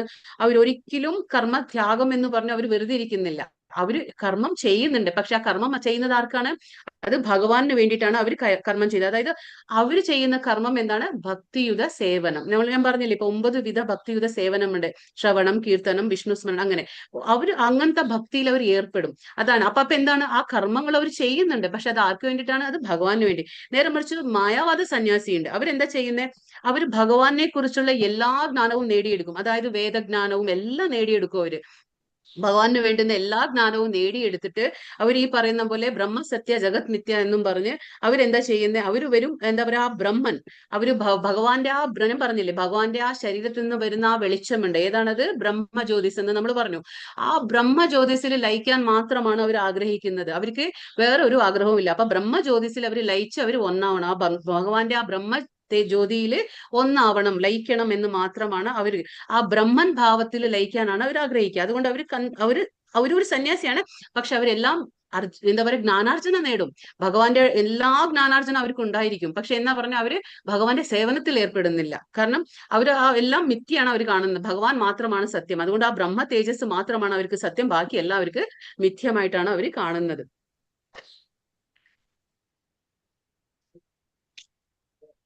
ബ്രഹ്മണ്യാദായ കർമ്മണി സംഗേ ത്യക്ത്വാ കരോതി യഃ ലിപ്യത്തെ സ ച പാപേന പദ്മപത്രം ഇവാംഭസ. ആസക്തി കൂടാതെ ഫലത്തെ പരമപുരുഷൻ സമർപ്പിച്ചുകൊണ്ട് തന്റെ കർത്തവ്യങ്ങൾ അനുഷ്ഠിക്കുന്ന ഒരാളെ താമരയിലയിലെ വെള്ളം എന്ന പോലെ ദുഷ്കർമ്മ ഫലങ്ങൾ ബാധിക്കുകയില്ല. അപ്പൊ ഇവിടെ ഒരു കമ്പാരിസൺ കൊടുക്കുകയാണ്, ഉപമ കൊടുക്കുകയാണ്. എന്താണ്? താമരയിലയിലെ വെള്ളം. നമുക്ക് പറയാം, താമരയിലയിലെ എത്ര വെള്ളം നമ്മൾ ഒഴിച്ചാലും അല്ലെങ്കിൽ വെള്ളത്തിൽ മുക്കിയെടുത്താലും താമരയിലയിൽ വെള്ളം നിൽക്കില്ല, അത് പറ്റി നിൽക്കുന്നില്ല. താമരയിൽ നിന്ന് കണ്ടില്ല, ഇപ്പൊ ആ ഒരു മുത്തുപോലെ അല്ലെങ്കിൽ മുത്തുപോലെ കിടക്കും വെള്ളം, അതങ്ങനെ അതിലെ താമരയിലയിൽ പറ്റി നിൽക്കില്ല. അതേപോലെയാണ് ഭഗവാൻ പറയുന്നത്, ഫല ആസക്തി, ഫലത്തെ എന്താ പറയാ, പരമപുരുഷനാണ് ഈ ഭക്തന്മാർ എന്താ ചെയ്യുന്നത്? അവര് കർമ്മം ചെയ്യുമ്പോൾ ആ ഫലത്തെ ഭഗവാന് സമർപ്പിക്കുകയാണ്. അവരുടെ കർമ്മവും ഭഗവാന് സമർപ്പിക്കുകയാണ്, കർമ്മ ഫലത്തെയും ഭഗവാന് സമർപ്പിക്കുകയാണ്. അപ്പൊ അവര് ഈ ദുഷ്കർമ്മ ഫലങ്ങളിലൊന്നും ദുഷ്കർമ്മ ഫലങ്ങളൊന്നും അവരെ തന്നെ യാതൊരു രീതിയിലും അവരെ ബാധിക്കില്ല. എങ്ങനെയാണ് ഉപമ ചെയ്തിരിക്കുന്നത്? താമര ഇലയിലെ വെള്ളം പോലെ. താമര ഇലയിൽ വെള്ളം നിൽക്കില്ല, പറ്റിയില്ല. അതേപോലെ ഇവരെ ഏത് ഫലങ്ങളും, ദുഷ്കർമ്മ ഫലമായിക്കോട്ടെ സൽക്കർമ്മ ഫലങ്ങളായിട്ട് അവരെ പറ്റുകയില്ല. അവർക്ക് അതൊന്നും ബാധകമല്ല, അവരെ ബാധിക്കില്ല എന്നാണ് ഭഗവാൻ ഇവിടെ പറഞ്ഞു കൊടുക്കുന്നത്. ഇത് ആരുടെ കാര്യമാണ് ഭഗവാൻ പറയുന്നത്? ഭക്തന്മാരുടെ കാര്യം. അതായത് കൃഷ്ണാവബോധത്തിൽ ഒരാൾ പ്രവർത്തിക്കുമ്പോൾ അദ്ദേഹത്തിനെ കുറിച്ചാണ് ഭഗവാൻ ഇത് പറഞ്ഞു കൊടുക്കുന്നത്. അവർക്ക് സൽക്കർമ്മത്തിന്റെ ആയിക്കോട്ടെ ദുഷ്കർമ്മത്തിന്റെ, അവർ ദുഷ്കർമ്മം ചെയ്യില്ല ഒന്നാമത്. അത് കാരണം എന്താ വെച്ചാൽ അവർക്ക് അറിയാലോ ഇതെല്ലാം ഭഗവാനാണ് സൃഷ്ടിച്ചിട്ടുള്ളത്. അപ്പൊ ഭഗവാന്റെ അവർക്കറിയാം, ഉടമസ്ഥാവകാശ ബോധം അവർക്ക് ഒട്ടും ഉണ്ടായിരിക്കില്ല. അതാണ് അവർ പണിയെടുക്കുമ്പോൾ അങ്ങനെയാണ് ഒരു പ്രത്യേകത. അവർക്ക് നല്ലതുപോലെ ബോധ്യം ഉണ്ടാവും, ഈ കാണുന്നതെല്ലാം ഭഗവാന്റെയാണ്. അപ്പൊ അവർക്ക് ഉടമസ്ഥാവകാശ ബോധമില്ലാണ്ട് അവർ കർത്തവ്യങ്ങൾ നിർവഹിക്കും. പക്ഷെ അതിന്റെ ഒരു ഫലങ്ങളും അവർ ആഗ്രഹിക്കുന്നില്ല, അതെല്ലാം ഭഗവാൻ തന്നെ സമർപ്പിക്കുകയാണ് അവർ ചെയ്യുന്നത്. അപ്പൊ അതുകൊണ്ട് അവർക്ക് യാതൊരു രീതിയിലും ദുഷ്കർമ്മ ഫലങ്ങൾ അവരെ ബാധിക്കുകയില്ല എന്ന് ഭഗവാൻ പറഞ്ഞു കൊടുക്കുകയാണ്. യുക്ത കർമ്മ ഫലം ത്യക്ത്വാ ശാന്തിം ആപ്നോതി നൈഷ്ഠികീം അയുക്ത കാമകാരേണ ഫലേ സക്താ നിബധ്യത്തെ. സ്ഥിരചിത്തനായ ഒരു ഭക്തന് കർമ്മഫലങ്ങളെല്ലാം എനിക്ക് അർപ്പിക്കുന്നത് കൊണ്ട് സമ്പൂർണ്ണ സമാധാനം നേടുന്നു. അപ്പൊ ഇതാണ് ഭഗവാൻ പറയുന്നത്, സ്ഥിരചിത്തൻ എന്ന് പറഞ്ഞാൽ നമുക്കറിയാം, അവർക്ക് ദുഃഖം വന്നാലും അവർക്ക് സന്തോഷം വന്നാലും ഒരു സമചിത്തനായിരിക്കും. അപ്പൊ നമ്മൾ പറഞ്ഞില്ലേ, ദുഃഖത്തിലും അവർ വിഷമിക്കുന്നില്ല, എന്ന സുഖം വരുമ്പോൾ ആഹ്ലാദിക്കുന്നുമില്ല. അവർക്ക് രണ്ടും ഒരുപോലെ തന്നെ. ഭഗവാൻ പറഞ്ഞില്ലേ, രണ്ടാമത്തെ അധ്യായത്തിൽ നമുക്ക് പറഞ്ഞിരുന്നില്ലേ, നമ്മൾ കാലാവസ്ഥ മാറുന്നത് പോലെ നമ്മുടെ ജീവിതത്തിലെ ദുഃഖമായിക്കോട്ടെ സുഖമായിക്കോട്ടെ വരുമ്പോൾ നമ്മളത് സമചിത്തരായിട്ട് നമ്മളത് സഹിക്കാൻ പഠിക്കണം, സ്വീകരിക്കാൻ പഠിക്കണം എന്ന് ഭഗവാൻ പറഞ്ഞു തന്നു. അപ്പൊ അതുകൊണ്ടാണ് ഭഗവാൻ പറഞ്ഞത്, സ്ഥിരചിത്തനായ ഭക്തൻ കർമ്മഫലങ്ങളെല്ലാം എനിക്ക് സമർപ്പിച്ചത് കൊണ്ട്. ഭഗവാനാണ് സമർപ്പിക്കുന്നത്, എന്ത് കർമ്മഫലമായാലും അത് ഭഗവാന് സമർപ്പിച്ചു കഴിഞ്ഞു. അപ്പൊ പിന്നെ അവർക്ക് സമ്പൂർണ്ണ സമാധാനമല്ലേ. അല്ലെങ്കിൽ നമുക്ക് ടെൻഷൻ ഉണ്ടാവില്ല. ഇപ്പൊ ഞാനൊരു കർമ്മം ചെയ്യുമ്പോൾ എനിക്കൊരു ടെൻഷൻ ഉണ്ടാവും, ഇതിന്റെ റിസൾട്ട് എന്തായിരിക്കും എന്നുള്ള ഒരു ടെൻഷൻ എനിക്ക് ഉണ്ടാവും. പക്ഷെ ഇത് നമുക്ക് റിസൾട്ടിന്റെ ചിന്തയേ ഇല്ല. കാരണം നമ്മൾ കർമ്മവും ഭഗവാന് കൊടുത്തു, അതിന്റെ ഫലം എന്തോ ആയിക്കോട്ടെ അത് ഭഗവാന് സമർപ്പിച്ചു കഴിഞ്ഞു. അപ്പൊ പിന്നെ നമുക്ക് എന്താ ഉണ്ടാവുക? സമാധാനം നേടുന്നു.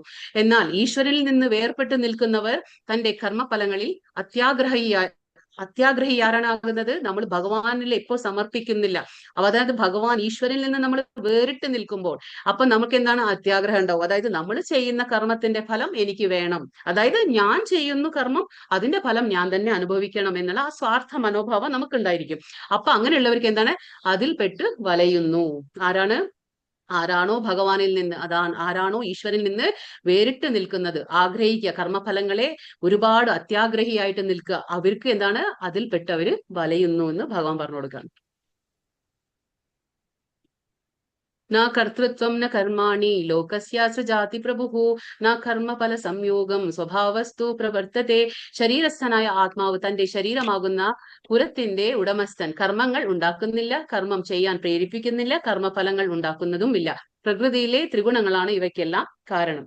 അപ്പൊ ഇവിടെ എന്താ പറയുന്നത്? ഇവിടെ പ്രകൃതിയുടെ ഗുണങ്ങളെ കുറിച്ച് വീണ്ടും പറയാണ്. അതായത് ഇവിടെ പറയുന്നു ശരീരസ്ഥനായ ആത്മാവ്. ആത്മാവിനെ നമ്മൾ ഒരു കാര്യം പറഞ്ഞു, നമ്മൾ 2-ാമത്തെ അധ്യായം പഠിക്കുമ്പോൾ ഒരു വേർഡ് പഠിച്ചു, എന്താണ്? ദേഹി. അതായത് ദേഹം എന്ന് പറഞ്ഞാൽ എന്താണ്? ശരീരം. ദേഹി എന്ന് പറഞ്ഞാൽ ജീവാത്മാവ്. ജീവാത്മാവ് ആത്മാവ് എന്നും പറയാ, ജീവാത്മാവ് എന്നും പറയാ. അതായത് ദേഹി. ദേഹി അതായത് ശരീരസ്ഥനായ ആത്മാവ്. ഞാൻ പറഞ്ഞു നേരത്തെ തന്നെ, നമുക്കൊരു കാർ ഉണ്ടെങ്കിൽ കാറിൽ പെട്രോൾ ഉണ്ടാവും, ഡീസൽ ഉണ്ടാവും, എല്ലാം ഉണ്ടായിട്ടും, എല്ലാ കണ്ടീഷൻ ഉണ്ടായിട്ടും കാറ് തനിയെ ചലിക്കില്ല. കാറിന് ചലിക്കാൻ എന്താണ് വേണ്ടത്? കാറിന് ചലിക്കാൻ എന്ത് വേണം? ഒരു ഡ്രൈവർ വേണം. കാറിന്റെ ഉള്ളിൽ ഒരു ഡ്രൈവർ ഇരിക്കണം. സെയിം അതേപോലെ തന്നെ ആത്മാവിന് പ്രവർത്തിക്കണമെങ്കിൽ ഒരു ശരീരം വേണം. അത് ഇന്ന ശരീരം എന്നില്ല, അത് മനുഷ്യന്റെ ശരീരമായിക്കോട്ടെ, അത് പശുവിന്റെ, മൃഗങ്ങളുടെ ആയിക്കോട്ടെ, പക്ഷികളുടെ ആയിക്കോട്ടെ, ഏതോ ഒരു ശരീരം അതിന് പ്രവർത്തിക്കാൻ വേണം. അപ്പൊ അങ്ങനെ ശരീരസ്ഥനായ ആത്മാവ് തന്റെ ശരീരമാകുന്ന പുരത്തിന്റെ ഉടമസ്ഥനാണ്. അഥവാ ശരീരസ്ഥനായി കഴിഞ്ഞു ആത്മാവ്. അപ്പൊ എന്താണ്? തന്റെ ശരീരമാകുന്ന പുരത്തിന്റെ ഉടമസ്ഥൻ. പുരം എന്നാ പറയുന്നത് ഈ ശരീരത്തിന്. എന്താണ് പറയുന്നത്? അതായത് പറയും സിറ്റി ഓഫ് 9 ഗേറ്റ്സ് എന്ന് പറയും. സിറ്റി ഓഫ് 9 ഗേറ്റ്സ് എന്ന് പറഞ്ഞാൽ, സിറ്റി എന്ന് പറയുന്നത് എന്താ? നമ്മുടെ ഈ ശരീരത്തിനെയാണ് സിറ്റി എന്ന് പറയുന്നത്. അപ്പൊ 9 ഗേറ്റ്സ് എന്ന് പറയുന്നത് 9 ദ്വാരങ്ങളുള്ള, അതായത് പറയും നവദ്വാരേ പുരേ വസതി ദേഹി. അതായത് നവദ്വാരേ 9 ദ്വാരങ്ങളുള്ള, പുരേ എന്ന് പറഞ്ഞ സിറ്റിയില്, വസതി എന്ന് പറഞ്ഞ താമസിക്കുന്നു, ദേഹി എന്ന് പറഞ്ഞ ആത്മാവ്. അതായത് 9 ദ്വാരങ്ങളുള്ള ഒരു സിറ്റിയിലാണ് ഈ ആത്മാവ് വസിക്കുന്നത്. ഏതാണ് 9 ദ്വാരമുള്ള സിറ്റി? അത് നമ്മുടെ ശരീരം. എങ്ങനെയാണ് നമ്മുടെ ശരീരത്തിൽ എന്താണ് 9 ദ്വാരങ്ങൾ എന്ന് പറഞ്ഞാല്? 2 കണ്ണ്, 2 ചെവി, 2 നാസാദ്വാരങ്ങള്, പിന്നെ ഒരു വായ, പിന്നെ മലദ്വാരം, പിന്നെ ഉൽപാദനേന്ദ്രിയം. അപ്പൊ ഇങ്ങനെ 9 നമ്മുടെ ഗേറ്റ് എന്ന് പറയും. 9 ഗേറ്റ്സ്, അതായത് 9 ദ്വാരങ്ങൾ. ഇതിന്റെ ഉള്ളിലാണ് ആത്മാവ് ഇരിക്കുന്നത്. ശരീരസ്ഥനായിട്ട് ആത്മാവ് ഇരിക്കുകയാണ്. അപ്പൊ ഈ ആത്മാവ് മരണപ്പെടുമ്പോൾ ഏതെങ്കിലും ഒരു ദ്വാരത്തിലൂടെയാണ് പുറത്തേക്ക് പോകുന്നത്. അത് ഏത് ദ്വാരം എന്ന് നമുക്കറിയില്ല. അത് നമ്മൾ എങ്ങനെയാണോ നമ്മുടെ ശരീരത്തിനെ വെക്കുന്നത്, നമ്മുടെ സിറ്റീനെ നമ്മൾ എങ്ങനെയാണോ സൂക്ഷിച്ചു നോക്കുന്നത്, അതനുസരിച്ചായിരിക്കും ആ ദ്വാരത്തിലൂടെ ആയിരിക്കും ഈ ആത്മാവ് പുറത്തേക്ക് പോകുന്നത്. അപ്പൊ അങ്ങനെ നവദ്വാരേ പുരേ വസതി ദേഹി. അപ്പൊ ഈ ദേഹി എന്ന് പറഞ്ഞ ആത്മാവ്. അപ്പൊ ഈ ആത്മാവ് എന്താ പറയുന്നത്? ഇവരുടെ ഉടമസ്ഥനാണ്, ഈ ശരീരത്തിന്റെ ഉടമസ്ഥൻ. അതിപ്പോ ശരീരത്തിൽ കയറി കഴിഞ്ഞു. അപ്പൊ ഈ ശരീരത്തിന്റെ ഉടമസ്ഥൻ ആരാണ്? ആ ദേഹിയാണ്. പക്ഷെ കർമ്മങ്ങളൊന്നും ഉണ്ടാക്കുന്നില്ല. അതൊന്നും കർമ്മം ഉണ്ടാക്കുന്നില്ല. കർമ്മം ചെയ്യാൻ പ്രേരിപ്പിക്കുന്നുമില്ല ആ ദേഹി. പിന്നെ കർമ്മഫലങ്ങളിട്ട് ഉണ്ടാക്കുന്നതും ഇല്ല, ഒന്നും ചെയ്യുന്നില്ല. പക്ഷെ പ്രകൃതിയിലെ ത്രിഗുണങ്ങളാണ് ഇവയൊക്കെല്ലാം കാരണം. നമുക്ക് നേരത്തെ അറിയാം, സത്വഗുണ, രജോ ഗുണ, തമോ ഗുണ. ഈ 3 ഗുണങ്ങളാണ് ഇതിനൊക്കെ കാരണം. നമുക്കറിയാലോ, നേരത്തെ നമ്മൾ ഏതെങ്കിലും ഒരു ഗുണത്തിൽ ഉണ്ടാവും. ഒന്നുകിൽ സത്യഗുണത്തിലുണ്ടാവും, സത്വഗുണത്തിലുണ്ടാവും, അല്ലെങ്കിൽ രജോ ഗുണം, അല്ലെങ്കിൽ തമോ ഗുണം, അല്ലെങ്കിൽ മിശ്രമായിട്ടുള്ള ഗുണങ്ങൾ നമ്മളിൽ ഉണ്ടാവാം. അപ്പൊ ഏതെങ്കിലും ഒരു ഗുണത്തിന്റെ അടിയിലാവും നമ്മൾ എന്താ പറയാ, നമ്മൾ പെരുമാറുന്നത്, നമ്മൾ പ്രവർത്തിക്കുന്നത്. അപ്പോ ഇത് ആത്മാവല്ല ചെയ്യുന്നത്, ഇത് പ്രകൃതിയുടെ 3 ഗുണങ്ങളാണെന്ന് ഭഗവാൻ പറഞ്ഞു. അതുകൊണ്ടാണ് നമുക്ക് ദുഃഖങ്ങളും സുഖങ്ങളും ഒക്കെ നമ്മൾ അനുഭവിക്കുന്ന എന്തിനാണ്? ഈ ക്ലേശങ്ങൾ, നമുക്ക് ഒരുപാട് ക്ലേശങ്ങളുണ്ട് ഈ ഭൗതിക പ്രപഞ്ചത്തിൽ. അപ്പൊ ഇതൊക്കെ അനുഭവിക്കുന്ന എന്തിനാണ്? നമ്മുടെ ആ ഒരു ഗുണങ്ങളായിട്ടുള്ള സമ്പർക്കത്താൽ. നമ്മൾ ഈ ഭൗതിക പ്രപഞ്ചത്തിലെ 3 ഗുണങ്ങളായിട്ടുള്ള ആ സമ്പർക്കം വരികയാണ് നമ്മുടെ എന്താ പറയുക, നമ്മുടെ ആത്മാവിന്. അപ്പൊ ആ സമ്പർക്കം വരുമ്പോൾ നമ്മൾ ഇന്ദ്രിയങ്ങൾ പ്രവർത്തനശീലമാകുന്നു. അപ്പൊ ഇന്ദ്രിയങ്ങൾ പ്രവർത്തിക്കുമ്പോൾ നമ്മൾ അതിൽ ചെന്നുവിടാണ്. നമ്മുടെ അനന്തര ഫലങ്ങൾ നമ്മൾ അനുഭവിച്ചേ തീരുള്ളൂ. അങ്ങനെയാണ് നമുക്ക് സുഖമാവട്ടെ, സത്വഗുണത്തിൽ നമ്മൾ ചെയ്യുന്ന കാര്യങ്ങളൊക്കെ നമുക്ക് സുഖത്തിലേ കലാശിക്കുള്ളൂ. നമ്മൾ പക്ഷെ തമോ ഗുണത്തിൽ ചെയ്യുന്നതെല്ലാം നമ്മളെ ദുഃഖത്തിലേ എത്തിക്കുള്ളൂ, നമ്മളെ ദുഃഖത്തിലേ എത്തിക്കും. അപ്പൊ അങ്ങനെയാണ് സുഖവും ദുഃഖവും ഇങ്ങനെ മാറി മാറി മാറി, ഭഗവാൻ പറഞ്ഞ പോലെ കാലാവസ്ഥ മാറുന്ന പോലെ സുഖമാവും, ചിലപ്പോ ചില സമയത്ത് ദുഃഖമാവും. അതിങ്ങനെ ഒന്നും ശാശ്വതമല്ല. പക്ഷെ ശാശ്വതമായ ആനന്ദം ഞാൻ പറഞ്ഞു എങ്ങനെയാ കിട്ടുക? അത് ഭഗവാന്റെ സേവനത്തിൽ മാത്രമേ ശാശ്വതമായ ആനന്ദം കിട്ടുള്ളൂ. കാരണം നമ്മൾ ഭഗവാന്റെ അംശമാണ്. അപ്പൊ ഭഗവാന്റെ സേവനത്തിൽ നമ്മൾ അംശമായതുകൊണ്ട് ആ സേവനത്തിൽ ഏർപ്പെടുമ്പോൾ നമുക്ക് ആ ശാശ്വതമായ ആനന്ദം നമുക്ക് അനുഭവിച്ചറിയാൻ പറ്റും. പക്ഷെ ഇതൊക്കെ നമുക്ക് മനസ്സിലാക്കണമെങ്കിൽ എന്ത് വേണം? ജ്ഞാനം വേണം. ആ ജ്ഞാനം ലഭിച്ചാൽ മാത്രമേ നമുക്ക് ഇതിൽ നിന്നും മറികടക്കാൻ പറ്റുള്ളൂ. അല്ലെങ്കിൽ നമുക്ക് അറിയില്ല എങ്ങനെയാണ് ഈ 3 ഗുണങ്ങൾ നമ്മളെ കളിപ്പിക്കുന്നത്, നമ്മൾ എങ്ങനെയാണ് ഈ 3 ഗുണങ്ങൾക്ക് അപ്പുറത്ത് അത് വിശുദ്ധ സത്വം എന്ന് പറയും.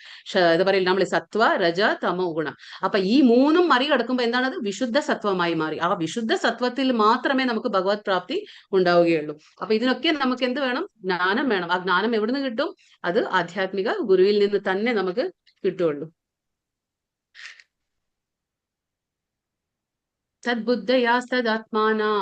ആത്മാനസ്തന്നിഷ്ഠാസ്തൻപരാ തത്പരായണാഃ ഗച്ഛന്ത്യാ പുനരാവൃത്തിം നിരുദ്ധ കൽമഷാഃ. ബുദ്ധിയും മനസ്സും വിശ്വാസവും ആശയം എല്ലാം എന്താ പറയാ ആശയവും എല്ലാം പരംപൊരുളിൽ കൃഷ്ണനിൽ ഉറപ്പിച്ചു നിർത്തുമ്പോൾ മാത്രമാണ് പരിപൂർണ ജ്ഞാനത്താൽ സംശയം ഒഴിഞ്ഞ് നമുക്ക് മുക്തി മാർഗത്തിലേക്ക് മുന്നേറാൻ കഴിയുള്ളൂ. അപ്പൊ ഇവിടെ പറഞ്ഞു തരുന്നത് മുക്തി മാർഗത്തിൽ മുന്നേറാൻ നമുക്ക് എങ്ങനെയാണ് കഴിയുക. 3 കാര്യങ്ങളുണ്ട്. അപ്പൊ മുക്തി മാർഗത്തിൽ മുന്നേറാൻ എന്താണ് 3 കാര്യങ്ങള്? ബുദ്ധിയും മനസ്സും വിശ്വാസവും. ഈ 3 കൊണ്ടാണ് നമുക്ക് മുക്തിയിലേക്കുള്ള മാർഗം തെളിയുന്നത്. അതായത് ജ്ഞാനം കൊണ്ട് നമ്മുടെ മാലിന്യങ്ങളെല്ലാം കൽമഷങ്ങളെല്ലാം അതായത് മാലിന്യങ്ങളെല്ലാം നമ്മൾ കഴുകി കളയുമ്പോൾ നമുക്ക് ഭഗവാനിലെ ഉറപ്പിച്ച് നമ്മുടെ മനസ്സിനെയും ബുദ്ധിയെയും ഉറപ്പിച്ച് നിർത്താൻ കഴിയും. അല്ലെങ്കിൽ ഇത് പറ്റില്ല. നമുക്കറിയാലോ, ഇന്ദ്രിയങ്ങൾ വളരെയധികം സ്ട്രോങ് ആണ്, അതിലും സ്ട്രോങ് ആണ് മനസ്സ്, അപ്പൊ ബുദ്ധി. അപ്പൊ ഇതൊക്കെ കൺട്രോൾ വിട്ടു പോവാണ്. നമ്മളെപ്പോഴും ഒരു സ്ഥിരമായ ബുദ്ധി വരണമെങ്കിൽ നമ്മൾ ജ്ഞാനം കിട്ടണം. ജ്ഞാനം ഇല്ലെങ്കിൽ നമുക്ക് ആ സ്ഥിരമായ ബുദ്ധി നിൽക്കില്ല. കാരണം നമ്മളെ ഗുണങ്ങൾ കളിപ്പിച്ചുകൊണ്ടിരിക്കുകയാണ്. അപ്പൊ നമ്മൾ ആ ഗുണങ്ങൾക്ക് അധീനനായി നമ്മൾ പെരുമാറാണ്. അപ്പൊ നമ്മൾക്ക് അറിയുന്നില്ല. അപ്പൊ ഈ ജ്ഞാനം ലഭിക്കുമ്പോൾ നമുക്ക് തന്നെ സ്വയം മനസ്സിലാവും ഞാനിപ്പോ ഏത് ഗുണത്തിലാണെന്ന്. ഞാൻ പ്രവർത്തിക്കുന്നത് സത്വഗുണത്തിലാണോ തമോ ഗുണത്തിൽ നമുക്ക് മനസ്സിലാക്കാൻ പറ്റും. അത് പിന്നീട് ഒരു അധ്യായമായിട്ട് വരുന്നുണ്ട് ഗുണങ്ങൾ. അപ്പൊ നമുക്ക് നന്നായിട്ട് മനസ്സിലാക്കാൻ പറ്റും അതിനെക്കുറിച്ച്. അപ്പൊ അതുകൊണ്ടാണ് ജ്ഞാനം വേണം. ആ ജ്ഞാനത്താൽ നമുക്ക് എന്താണ് നമ്മുടെ മാലിന്യങ്ങളും എല്ലാം നമുക്ക് കഴുകി കളയാൻ പറ്റും. അങ്ങനെ മാലിന്യങ്ങളെല്ലാം കഴുകി കളയുമ്പോൾ എന്താണ് മനസ്സും ബുദ്ധിയും നമുക്ക് ഭഗവാനിലെ ഉറപ്പിച്ചു നിർത്താൻ പറ്റും. അപ്പോഴെന്താണ് മുക്തി മാർഗത്തിനത് വളരെയധികം എളുപ്പമാക്കി തരണം നമ്മളെ. അങ്ങനെയൊക്കെ പറ്റുള്ളൂ. അപ്പൊ ജ്ഞാനം വളരെ ആവശ്യമാണ് നമുക്ക്. ഇത് നമ്മൾ 2ാമത്തെ അധ്യായത്തിൽ ഇത് പഠിച്ചു. ബ്രഹ്മൻ, പരമാത്മാവ്, ഭഗവാൻ. അപ്പോ നമ്മൾ പറഞ്ഞില്ലേ, ഏത് രീതിയിലാണ് ഒരാള് അദ്ദേഹത്തിന്റെ എന്താ പറയാ മനസ്സും ബുദ്ധിയും പ്രവൃത്തിയും ഒക്കെ വെക്കുന്നത്, ഇന്ദ്രിയങ്ങളൊക്കെ എങ്ങനെയാ വെക്കുന്നത്, അദ്ദേഹത്തിന്റെ ശീലം എന്താണോ, ഏത് പ്രകൃതിക്ക് അനുസരിച്ച് അദ്ദേഹം എന്താണോ ചെയ്യുന്നത് അതനുസരിച്ചായിരിക്കും അദ്ദേഹം എവിടെ എത്തും എന്നുള്ളത് തീരുമാനമാവുക. അതായത് വെറും ജ്ഞാനം നേടിയില്ല എനിക്ക് ഭഗവാന്റെ കർമ്മം എല്ലാം ത്യജിച്ച് ഞാൻ എന്തോ കർമ്മങ്ങളൊക്കെ ത്യജിച്ച് വെറും ജ്ഞാനം മാത്രം നേടി ഞാൻ ബാക്കി കാണുന്നതൊക്കെ ഭഗവാന്റെ എല്ലാം നിത്യമാണെന്നും വിചാരിച്ച് ഞാൻ വെറും ഭഗവാന്റെ ആ വെളിച്ചമായ ആ ബ്രഹ്മജ്യോതിസാണ് എല്ലാം എന്ന് വിചാരിച്ച് അതിലേക്ക് ഞാൻ ലയിക്കണം എന്ന് വിചാരിച്ച ബ്രഹ്മനിലേക്ക് എത്തും. അല്ല എന്നും പറഞ്ഞ് യോഗികൾ എന്താ ചെയ്യുന്നത്? അവര് ഭഗവാന്റെ പരമാത്മാഭാവം അതായത് ചതുർഭുജാധാരിയായ വിഷ്ണുവിന്റെ 4 കൈകളോട് കൂടിയ ആ ചതുർഭുജാധാരിയായ വിഷ്ണുവിനെ ഭഗവാൻ എന്താ പറയാ എല്ലാ ഹൃദയങ്ങളിലും വസിക്കുന്ന പരമാത്മാഭാവത്തിൽ ധ്യാനിച്ചുകൊണ്ട് അങ്ങനെ പ്രാർത്ഥിക്കുമ്പോൾ അവരെവിടെ എത്തും? അവർ അവിടേക്ക് എത്തും, പരമാത്മാവിലേക്ക് എത്തും. പക്ഷെ നേരെ മറിച്ച് ഒരു ഭക്തൻ എവിടേക്ക് എത്തും? ഭഗവാനിലേക്ക് എത്തും. ഭഗവാന് ഒരു ധാമമുണ്ട്, ഞാൻ നേരത്തെ പറഞ്ഞു. ഭഗവാന്റെ ധാമമാണ് ഗോലോക വൃന്ദാവന ധാമം.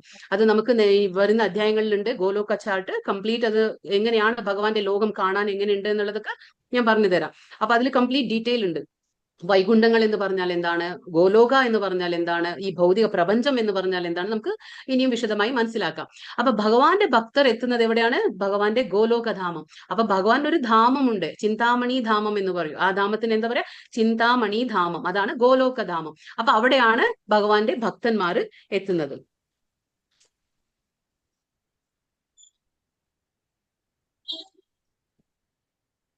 ഇത് ഇമ്പോർട്ടന്റ് ആയിട്ടുള്ള ഒരു ശ്ലോകമാണ്. വിദ്യാ വിനയ സമ്പന്നേ ബ്രാഹ്മണേ ഗവി ഹസ്തിനി ശുനി ചൈവ ശ്വപാകേച പണ്ഡിത സമദർശിനഃ. അറിവും വിനയവും ഉള്ള ഒരു ബ്രാഹ്മണനെയും പശുവിനെയും ആനയെയും നായയെയും നായമാംസം ഭക്ഷിക്കുന്ന ചണ്ടാലനെയും എന്താ പറയാ സമദൃഷ്ടിയോടെയാണ് യഥാർത്ഥ ജ്ഞാനമുള്ളവരായ വിനയാൻവിതരായ പണ്ഡിതന്മാർ വീക്ഷിക്കുന്നത്. അപ്പൊ ഇവിടെ പണ്ഡിതന്മാർ എങ്ങനെയാണ് മറ്റുള്ളവരെ വീക്ഷിക്കുന്നത്? പണ്ഡിതൻ എന്ന് പറഞ്ഞാൽ എന്താണ്? അതായത് അവർ ശരിയായ ജ്ഞാനം ഉണ്ടാവും, ശരിയായ രീതിയിൽ എന്താണ് ഭഗവാൻ, ആരാണ് ഭഗവാൻ, ഭഗവാന്റെ ആ അസ്തിത്വത്തെക്കുറിച്ച് നല്ല ബോധ്യം ഉണ്ടാവും. അങ്ങനെയുള്ളവരാണ് പണ്ഡിതന്മാർ. അപ്പൊ ആ പണ്ഡിതന്മാർ എങ്ങനെയാണ് മറ്റുള്ളവരെ വീക്ഷിക്കുന്നത് എന്ന് കാണിച്ചു തരണം. അതായത് എല്ലാവരും ഒരുപോലെ, പണ്ഡിതന്മാർ എങ്ങനെയാണ് എല്ലാവരും നോക്കുക? എല്ലാവരെയും ഒരേപോലെ കാണാണ്. അതായത് അത് എന്താ പറയാ നായ എന്നായിക്കോട്ടെ, അല്ലെങ്കിൽ നായ മാംസം ഭക്ഷിക്കുന്ന ചാണ്ടാലൻ എന്നായിക്കോട്ടെ, അല്ലെങ്കിൽ പശുവിനെയും ആനയെയും എല്ലാവരും ഒരുപോലെ കാണും. കാരണം എന്താണ്? അദ്ദേഹത്തിന് ജ്ഞാനമുണ്ട്. ഏതാണ് ജ്ഞാനം? അതായത് നമ്മളെല്ലാം ഒരു ആത്മാവാണ്, നമ്മൾ ഈ കാണുന്ന ശരീരമല്ല. നമുക്കിപ്പോ നമ്മൾ പറഞ്ഞില്ലേ ശരീരസ്ഥനായ ആത്മാവ് എന്ന്. ആത്മാവിന് പ്രവർത്തിക്കാൻ ഒരു ശരീരം വേണം. അത് മനുഷ്യന്റെ ആയിക്കോട്ടെ, നായയുടെ ആയിക്കോട്ടെ, പശുവിന്റെ ആയിക്കോട്ടെ, ആനയുടെ ആയിക്കോട്ടെ, ഒരു വ്യത്യാസമൊന്നുമില്ല. അപ്പൊ ആത്മാവിന് ഒരു ശരീരം മാത്രമേ വേണ്ടൂ. അപ്പൊ നമ്മൾ ഈ ആത്മാവ് എന്താ, നമ്മളിപ്പോ ഈ ശരീരം കിട്ടുമ്പോൾ നമ്മൾ ഐഡന്റിഫൈ ചെയ്യുന്നു, ഞാൻ ഒരു പെണ്ണാണ്, ഞാൻ ഒരു സ്ത്രീയാണ്, അല്ലെങ്കിൽ മറ്റുള്ളവർ ഒരു പുരുഷൻ, ഇങ്ങനെയുള്ള ഐഡന്റിഫിക്കേഷൻ വരുന്നു. പക്ഷെ നാളെ എന്റെ ആത്മാവ് തന്നെ എന്റെ മരണശേഷം വേറൊരു ആനയിൽ പോയി കഴിഞ്ഞാൽ, അല്ലെങ്കിൽ ഒരു നായയിൽ പോയി കഴിഞ്ഞാൽ, പശുവിൽ പോയി കഴിഞ്ഞാൽ അത് മാറി. അല്ലെ? ബോഡിയുടെ അത്രയേ ഉള്ളൂ ഐഡന്റിഫിക്കേഷൻ, മരണം വരെ ഉള്ളൂ. മരണത്തിന് ശേഷം ഒന്നും ഐഡന്റിഫിക്കേഷൻ ഇല്ല. അതാണ്. അപ്പൊ ഇവിടെ ഈ പണ്ഡിതന്മാർ എന്താ ചെയ്യുന്നതെന്ന് വെച്ചാൽ അവർക്ക് നല്ല ബോധ്യമുണ്ട്. അതായത് ഭഗവാൻ ചതുർഭുജധാരിയായിട്ട് പരമാത്മാ രൂപത്തിൽ എല്ലാരിലും ഉണ്ട്. നമ്മൾ പറഞ്ഞില്ലേ 84 ലക്ഷം ജീവജാലങ്ങളുണ്ട്. അപ്പൊ എല്ലാത്തിലും ഭഗവാൻ ആത്മാവിന്റെ കൂടെ ഉണ്ട്. ഏത് രൂപത്തില്? ചതുർഭുജധാരിയായിട്ട് പരമാത്മാ ഭാവത്തിൽ എല്ലാവരിലും ഉണ്ട്. അപ്പൊ ആ ഒരു പണ്ഡിതനായ വ്യക്തിക്ക് ഒരു ആനയെ കാണുമ്പോഴായിക്കോട്ടെ, ഒരു നായയെ കാണുമ്പോഴും എന്താ ഓർമ്മ വരാ? അതിന്റെ ഉള്ളിലും പരമാത്മാവുണ്ട്. അതൊരു ശരീരം, ആ ആത്മാവ് ആ ശരീരത്തിൽ കുടുങ്ങിയിരിക്കുകയാണ്, ആനയുടെ ശരീരത്തിൽ കുടുങ്ങിയിരിക്കുകയാണ്. ഇനി ഒരു നായയെ കാണുമ്പോൾ തോന്നും അവിടെ ഒരു ആത്മാവും ഉണ്ട്, പരമാത്മാവും ഉണ്ട്. അപ്പൊ ആ നായയുടെ ശരീരത്തിലാണ് ആ ആത്മാവ് കുടുങ്ങിയിരിക്കുന്നത്. അപ്പൊ നമുക്കൊന്നും അഹങ്കരിക്കാൻ പറ്റില്ല. അപ്പൊ ഞാനൊരു എന്താ പറയുക, ഞാനൊരു സ്ത്രീയാണ്, ഞാൻ പുരുഷനാണ്, നമുക്ക് അഹങ്കരിക്കാൻ പറ്റില്ല. കാരണം എന്താന്ന് വെച്ചാല് നമ്മുടെ ഇന്നിപ്പോ നമ്മൾ ഇരിക്കുന്നത് എന്താണ്? മുജ്ജന്മ കർമ്മഫലമാണ് നമ്മൾ ഇന്ന് ഇങ്ങനെയൊക്കെ ഇരിക്കുന്നത്. പക്ഷെ ഇന്ന് നമ്മൾ എന്ത് ചെയ്യുന്നു അതനുസരിച്ചായിരിക്കും നമ്മുടെ അടുത്ത ജന്മം തീരുമാനിക്കപ്പെടാം.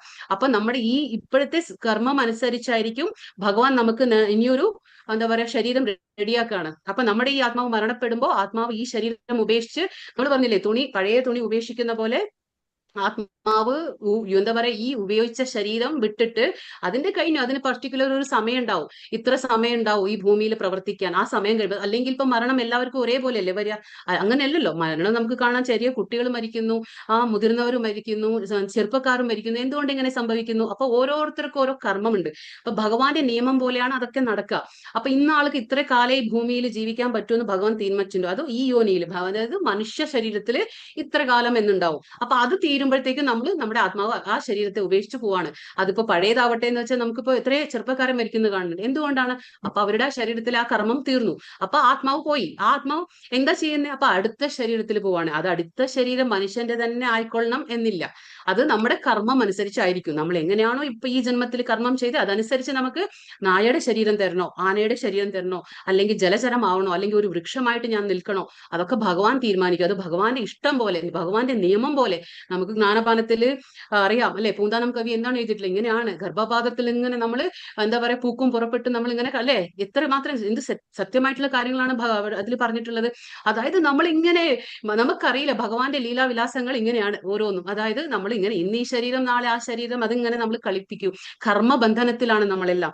അപ്പൊ അതിൽ നിന്ന് മോചിതരാവണമെങ്കിൽ ശരിക്കുള്ള ജ്ഞാനം നേടിയേ മതിയാവുള്ളൂ. അപ്പൊ ഇവിടെ പണ്ഡിതൻ എങ്ങനെയാ നോക്കുന്നത്? അതുകൊണ്ട് അവന് ആനയെ കാണുമ്പോഴും, ഒരു നായയെ കാണുമ്പോഴും, ഒരു പശുവിനെ കാണുമ്പോഴും, ഇനിയിപ്പോ നായ മാംസം ഭക്ഷിക്കുന്ന ഒരു ചാണ്ടാലിനെ കാണുമ്പോഴും അദ്ദേഹത്തിന് സമചിത്തമാണ്. കാരണം അദ്ദേഹത്തിന് അറിയാം ഓരോ കർമ്മഫലത്തിന്റെ ഇതിലാണ് ഓരോ ശരീരങ്ങൾ കിട്ടുന്നത്.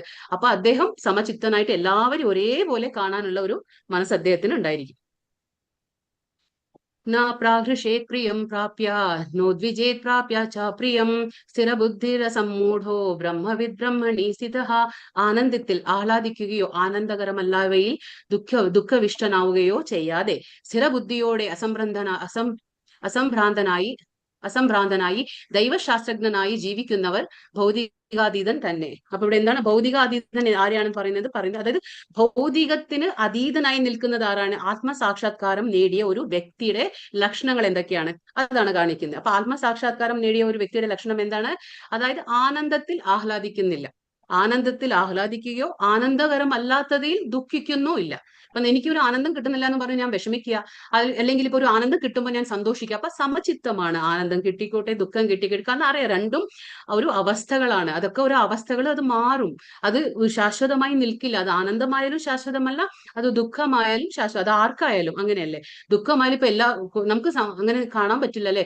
എന്താ പറയാ, ആർക്കെങ്കിലും ഒരു ദുഃഖം വന്നു എന്നും പറഞ്ഞ് അവർ കുറെ കാല ദുഃഖത്തിലുണ്ടാവും? ഇല്ല, അത് മാറി സന്തോഷത്തിൽ ഉണ്ടാവും. അതേപോലെ സന്തോഷത്തിലിരിക്കുന്ന വ്യക്തികൾക്ക് വീണ്ടും ഒരു ദുഃഖം വരും. അപ്പൊ ഇത് അങ്ങനെയുള്ള വ്യക്തി, ഒരു ആത്മസാക്ഷാത്കാരം നേടിയ വ്യക്തിക്ക് ഇത് നല്ലതുപോലെ ബോധ്യം ഉണ്ടാവും. അതായത് ആനന്ദത്തിൽ അദ്ദേഹം ആഹ്ലാദിക്കുന്നില്ല, ആനന്ദകരമല്ലാത്തതിൽ അദ്ദേഹം ദുഃഖിക്കുന്നുമില്ല. അപ്പൊ സ്ഥിരബുദ്ധി അദ്ദേഹത്തിന് ഉണ്ടാകും. സംഭ്രമമോ ഉത്കണ്ഠയോ അദ്ദേഹത്തിനൊന്നും ഉണ്ടാകില്ല. അദ്ദേഹത്തിന് എന്തുണ്ടാവും? ശാസ്ത്രജ്ഞാനം ഉണ്ടാവും. അതുകൊണ്ടാണ് നമ്മൾ പറയുന്നത് നമുക്ക് ഭഗവത്ഗീത, ഭാഗവതം എന്നുള്ള ശാസ്ത്രജ്ഞാനം വളരെ ആവശ്യമാണ്. കാരണം ഇതൊന്നും ഈ എന്താ പറയാ അനിമൽസിനോ പക്ഷികൾക്കോ ഒന്നും പറഞ്ഞു കൊടുക്കാൻ പറ്റില്ല. കാരണം അവർക്ക് ബുദ്ധിശക്തി ഇത്രയൊന്നും ഇല്ല. ഇതൊക്കെ മനുഷ്യന്മാർക്കുള്ളതാണ്. പക്ഷെ എന്നിട്ടും നമ്മൾ മനുഷ്യന്മാർ ഇതൊന്നും മനസ്സിലാക്കുന്നില്ല, ഇതൊന്നും കേൾക്കുന്നില്ല എന്ന് പറഞ്ഞാൽ ഇത് പിന്നെ ആർക്കുള്ളതാണ്? ഈ ജ്ഞാനം ആർക്കുള്ളതാണ്? ശാസ്ത്രജ്ഞാനമൊക്കെ അത് വെറുതെയാണോ? അതൊക്കെ എഴുതി വെച്ചിട്ടുള്ള ആൾക്കാർ വെറുതെയാണോ? അപ്പൊ അതൊക്കെ മനുഷ്യന്മാർക്കുള്ള, നമ്മൾ ഉപയോഗിച്ചില്ലെങ്കിൽ പിന്നെ ആരാണ് ഇതൊക്കെ ഉപയോഗിക്കുക അല്ലെ? കൊടുന്ന് നമ്മൾ ക്ലാസ്സിലിരുത്തി പറയാൻ പറ്റും ഈ കാര്യങ്ങളൊക്കെ? അവർക്ക് മനസ്സിലാക്കാനുള്ള ബുദ്ധിശക്തി ഉണ്ടോ? ഇല്ല. പക്ഷെ ഭഗവാൻ സംസാരിക്കാനുള്ള ശേഷി ആർക്കാ തന്നിട്ടുള്ളത്? ഭഗവാൻ മനുഷ്യന്മാർക്കാണ്. എന്തുകൊണ്ട്? ആ സംസാര ശേഷി നമ്മൾ വേസ്റ്റ് ആക്കി കളയരുത്. അത് ഭഗവാനെ കുറിച്ച് സംസാരിക്കണം, ഭഗവാനെ കുറിച്ച് കേൾക്കണം, ഭഗവാന്റെ കാര്യങ്ങൾ കാണണം, ഭഗവാന്റെ കാര്യങ്ങളിൽ നമ്മൾ പ്രവൃത്തിയിൽ ഏർപ്പെടണം നമ്മൾ. അതുകൊണ്ടാണ് ഭഗവാൻ നമുക്ക് ഈ ഒരു ശരീരം തന്നിട്ടുള്ളത്, അല്ലെ? അല്ലെങ്കിൽ നമുക്ക് മനുഷ്യ ശരീരം കിട്ടില്ലേ? പക്ഷെ നമ്മൾ പറഞ്ഞില്ലേ 84 ലക്ഷം എന്ന് പറഞ്ഞാൽ നമ്മൾ എത്രയോ ജന്മങ്ങൾ കഴിഞ്ഞിട്ടാണ്, ഒരുപാട് ദുർലഭമാണ് മനുഷ്യ ജന്മം. അങ്ങനെ എത്രയോ ജന്മങ്ങൾ കഴിഞ്ഞിട്ടാണ് ഒരു മനുഷ്യ ശരീരത്തിൽ നമ്മൾ വന്ന് പെടുന്നത്. അപ്പൊ അതിൽ ഇങ്ങനെ പറയുന്നില്ല, ജ്ഞാനവാനയിലും പറയുന്നുണ്ട്, എത്രയോ ജന്മം കഴിഞ്ഞിട്ടാണ് അമ്മയുടെ ഒരു ഗർഭപാത്രത്തിന്റെ ഉള്ളിൽ നമ്മൾ വരുന്നത്. നമ്മൾ പറഞ്ഞില്ലേ, പുനരപ്പി ജനനം പുനരപ്പി മരണം, അതുണ്ട്. അത് നമുക്ക് വീണ്ടും വീണ്ടും ജനന മരണങ്ങൾ ഇങ്ങനെ നടന്നുകൊണ്ടേ പോകും. അപ്പൊ അതുകൊണ്ട് നമ്മൾ മനസ്സിലാക്കണം എന്തിനാണ് ഈ അമൂല്യമായിട്ടുള്ളത്. നമുക്ക് ഇത്രയും വിലപ്പെട്ട ഒരു ശരീരം കിട്ടിയിട്ടില്ല, അപ്പൊ നമ്മളത് പാഴാക്കി കളയാൻ പാടില്ല. അപ്പൊ നമ്മുടെ മൂലസ്വരൂപം നമ്മൾ മനസ്സിലാക്കണം. എന്താണ് മൂലസ്വരൂപം? നമ്മൾ ഭഗവാന്റെ അംശമാണ്. അതാണ് നമുക്ക് 7ാമത്തെ അധ്യായത്തിൽ വരും. അപ്പൊ നമ്മൾ ഭഗവാന്റെ അംശമാണ്. അപ്പൊ അംശമായതുകൊണ്ട് നമുക്ക് ഒരു ചെറിയ തോതിൽ ആനന്ദമൊക്കെ അവിടെയും ഇവിടെയൊക്കെ നമുക്ക് കിട്ടും. പക്ഷെ ശാശ്വതമായ ആനന്ദം കിട്ടണമെങ്കിൽ നമ്മൾ നമ്മുടെ പൊസിഷൻ മനസ്സിലാക്കണം. അതായത് നമ്മൾ സേവകരാണ്, ഭഗവാൻ യജമാനനാണ്. ഭഗവാൻ യജമാനനും നമ്മൾ സേവകരും എന്ന ബോധ്യം വന്നു കഴിഞ്ഞാൽ നമുക്ക് ആനന്ദം കിട്ടും. അതായത് അല്ലെങ്കിൽ നമുക്ക് എന്താ അറിയോ, നമുക്ക് ഈ കാണുന്നൊക്കെ നമ്മൾ മാസ്റ്ററാണെന്ന് വിചാരിക്കും, അല്ലെ? ഞാൻ ഓണറാണ്, ഞാൻ ഇതിന്റെ ഓണർ, ഞാൻ ഇതിന്റെ ഓണർ, അഹങ്കാരം വരും നമുക്ക്. എല്ലാത്തിന്റെ ഉടമസ്ഥാവകാശ ബോധം നമുക്ക് ഉണ്ടായിരിക്കും. പക്ഷെ എപ്പോ മനസ്സിലാവും ഭഗവാനാണ് ഈ സൃഷ്ടികർത്താവ്, ഈ കംപ്ലീറ്റ് കാണുന്നതൊക്കെ ഈശാവാസ്യം, അതായത് ഭഗവാന്റെ ആണ്. അപ്പൊ ഞാൻ ഒരു വാടകക്കാരൻ എന്ന നിലയിൽ നമ്മൾ നിൽക്കണം ഇവിടെ. അത് ആ കാലാവധി എത്രയാണോ അത്ര നിന്ന് നമ്മൾ മിണ്ടാതെ പോകണം. അത് ഭഗവാൻ അനുവദിച്ച കാലം വരെ നമുക്ക് ഇവിടെ നിൽക്കാൻ കഴിയുള്ളൂ.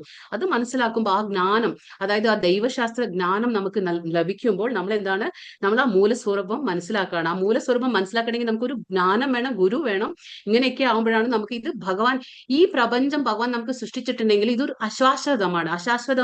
ഇത് വെറും ദുഃഖം നിറഞ്ഞിട്ടുള്ളതാണ്. ഇവിടെ നമ്മൾ ശാശ്വതമായ ആനന്ദം നമുക്ക് ഒരിക്കലും ലഭിക്കാൻ പോകുന്നില്ല. പക്ഷെ ഇതൊക്കെ നമുക്ക് മനസ്സിലാക്കണം എന്ന് മാത്രം. ये हि संस्पर्शजा भोगा दुःखयोनय एव ते ആദ്യന്തവന്തഃ കൗന്തേയ നതേഷു രമതേ ബുധാഃ. ബുദ്ധിമാന്മാർ അതായത് എന്താ പറയാ, ഇന്ദ്രിയങ്ങളും ആയുള്ള ബന്ധം മൂലമുണ്ടാകുന്ന ദുഃഖങ്ങളിൽ പങ്കുകൊള്ളാറില്ല. അല്ലയോ കുന്തിപുത്ര, ഭൗതിക സുഖങ്ങളിൽ ആദിയും അവസാനവും ഉള്ളതുകൊണ്ട് അവയിൽ ഒരിക്കലും ബുദ്ധിമാന്മാർ അവരെന്താണ്, ഒരു സന്തോഷം കൊള്ളുകയില്ല. അതെന്താന്ന് പറഞ്ഞ ഭഗവാൻ ഇവിടെ പറഞ്ഞതാണ്. അതായത് ഇപ്പൊ നമ്മൾ ഭൗതികമായിട്ട് നമുക്ക് ഇന്ദ്രിയങ്ങളുണ്ട്. അപ്പൊ നമുക്ക് ഇന്ദ്രിയങ്ങൾക്ക് എന്താണ്, നമ്മുടെ കണ്ണ് കണ്ടുകൊണ്ടിരിക്കും, ചെവി കേട്ടുകൊണ്ടിരിക്കും, എന്താ പറയാ, വായ സംസാരിച്ചുകൊണ്ടിരിക്കും. പിന്നെ നമ്മുടെ ത്വക്കുണ്ട്. പഞ്ചേന്ദ്രിയങ്ങൾ അറിയാലോ, കണ്ണ്, മൂക്ക്, നാക്ക്, ത്വക്ക്, ചെവി. അപ്പൊ ഈ ഓരോ ഇന്ദ്രിയങ്ങൾ അതിൻ്റെതായ ഓരോ ഇന്ദ്രിയ വിഷയങ്ങളിൽ ഇങ്ങനെ അന്വേഷിച്ചുകൊണ്ടിരിക്കും. അപ്പൊ ഇതൊക്കെ നമുക്ക് കിട്ടുമ്പോൾ എന്താണ്, നമ്മൾ ആ ഇന്ദ്രിയ സുഖത്തിൽ ചെന്ന് പെടാണ്. പക്ഷെ ഇന്ദ്രിയ സുഖം, ഇപ്പൊ നമുക്കൊരു ഇന്ദ്രിയ സുഖം കിട്ടുന്നുണ്ടെങ്കിൽ അതിനൊരു ആദി ഉണ്ടെങ്കിൽ അതിനൊരു അന്ത്യവും ഉണ്ട്. ഭഗവാൻ അതാ പറഞ്ഞ ആദ്യന്തവന്തഃ കൗന്തേയ, ഒരു ആദി, ഒരു തുടക്കമുണ്ടെങ്കിൽ അതിനൊരു അവസാനവും ഉണ്ട്. അപ്പൊ ബുദ്ധിയുള്ള ആൾക്കാരൊന്നും ഈ തുടക്കവും അവസാനമുള്ള ആ ഇന്ദ്രിയ വിഷയങ്ങളിൽ അല്ലെങ്കിൽ ആ ഇന്ദ്രിയ സുഖങ്ങളിൽ അവർ ഏർപ്പെടാറില്ല. കാരണം അവർക്ക് നന്നായിട്ട് അറിയാം, ഇന്ന് തുടക്കമുണ്ടെങ്കിൽ അതിനൊരു അവസാനമുണ്ട്, ഇന്നത് ആദി ഉണ്ടെങ്കിൽ അതിനൊരു അന്ത്യം ഉണ്ടാവും. അപ്പൊ അത് അങ്ങനെയുള്ള വിഷയങ്ങളിൽ ബുദ്ധിയുള്ളവരാരും ചെന്ന് വിടില്ല എന്ന് ഭഗവാൻ കാണിച്ചു തന്നെ. അപ്പൊ അതിനുള്ള ഒരു കഥയാണ്. അപ്പൊ ഇത് കഥയല്ല, ഈ ചിത്രത്തിലൂടെ നമുക്കത് മനസ്സിലാക്കാം. പഞ്ച ഇന്ദ്രിയങ്ങൾ എങ്ങനെയാണ് നമ്മളെ കൊടുക്കുന്നത്. അതായത് നമ്മൾ പറഞ്ഞു കണ്ണ്, മൂക്ക്, ത്വക്ക്, നാക്ക്, പിന്നെ എന്താ പറയാ, ചെവി. ഇതെങ്ങനെയാണ് നമ്മളെ കൊടുക്കുന്നത്. അതായത് ഫസ്റ്റ് ചിത്രത്തിൽ കാണുന്ന ഈയാമ്പാറ്റയാണ്. ഈ ഈയാമ്പാറ്റയ്ക്ക് ഒരു പ്രത്യേകത എന്ന് പറഞ്ഞാൽ അത് കണ്ണുകൊണ്ട് നാശം സംഭവിക്കുന്ന, സ്വയം നാശം വരുത്തുകയാണ്. എന്താണ്, ഈയാമ്പാറ്റയ്ക്ക് വെളിച്ചം കാണുമ്പോൾ, അതായത് ആ തീയൊക്കെ കാണുമ്പോൾ അതിന് ഭയങ്കരമായിട്ട് ആകർഷണം തോന്നാണ്. ആ ഈയാമ്പാറ്റ എന്ത് ചെയ്യും, ആ തീ കാണുമ്പോൾ ആകർഷണം കൊണ്ട് ആ അത് സ്വയം ചെന്ന് തീയിൽ പെടുകയാണ്, തീയിൽ വീഴുകയാണ്. തീയിൽ വീണിട്ട് അത് ശാമ്പലായി സ്വന്തം ജീവനാശം അത് വരുത്തുകയാണ്. അപ്പൊ അത് കണ്ണുകൊണ്ടുള്ള അതിന്റെ സ്വന്തം നാശം സംഭവിക്കുകയാണ്.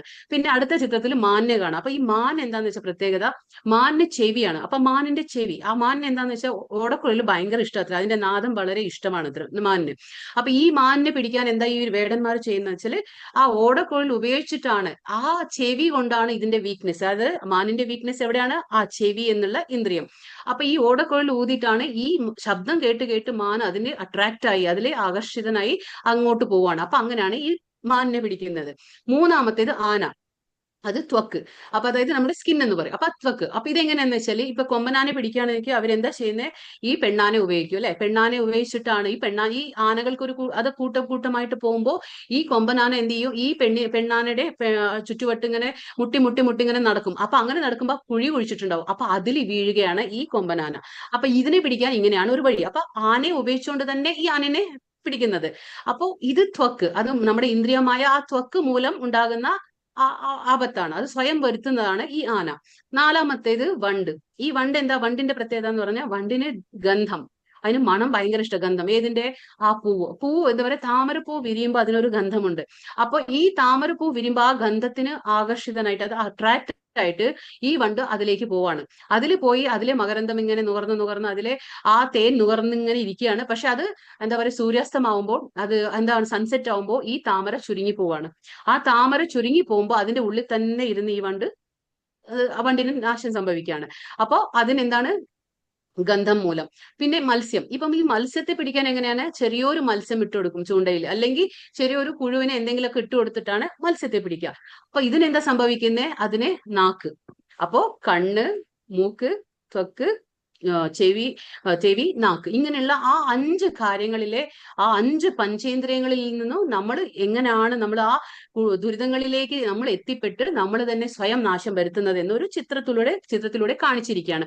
അപ്പൊ അതുകൊണ്ട് ബുദ്ധിയുള്ളവർ എന്താണ്, ഈ ഇന്ദ്രിയ വിഷയഭോഗങ്ങളിലൊക്കെ അവര് ചെന്ന് ചാടില്ല. കാരണം അവർക്കറിയാം, ഒരു ആദ്യം ഉണ്ടെങ്കിൽ അന്ത്യമുണ്ട്, എന്താ പറയുക, തുടക്കം ഉണ്ടെങ്കിൽ അതിനൊരു അവസാനമുണ്ട്.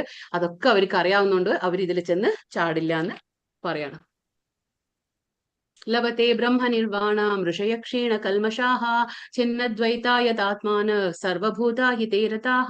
സംശയങ്ങളിൽ നിന്ന് ഉത്ഭവിക്കുന്ന ദ്വന്ദ്ങ്ങൾക്ക് അതീതരായവരും മനസ്സ് തന്നിൽ തന്നെ വ്യാപരിക്കുന്നവരും എപ്പോഴും സകല ജീവജാലങ്ങളുടെയും ക്ഷേമൈശ്വര്യ പ്രവർത്തനങ്ങളിൽ തിരക്കിട്ട് പ്രവർത്തിച്ചു കൊണ്ടിരിക്കുന്നവരും സർവ്വപാപങ്ങളിൽ നിന്നും മോചനം നേടിയവരുമായിട്ടുള്ളവർ ബ്രഹ്മനിർവാണം പോകുന്നു. അപ്പൊ ബ്രഹ്മനിർവാണം ആരാണ് പോകുന്നത്? ഇപ്പൊ ബ്രഹ്മനിർവാണം എന്നുള്ള ഒരു വേർഡ് ഉണ്ട്.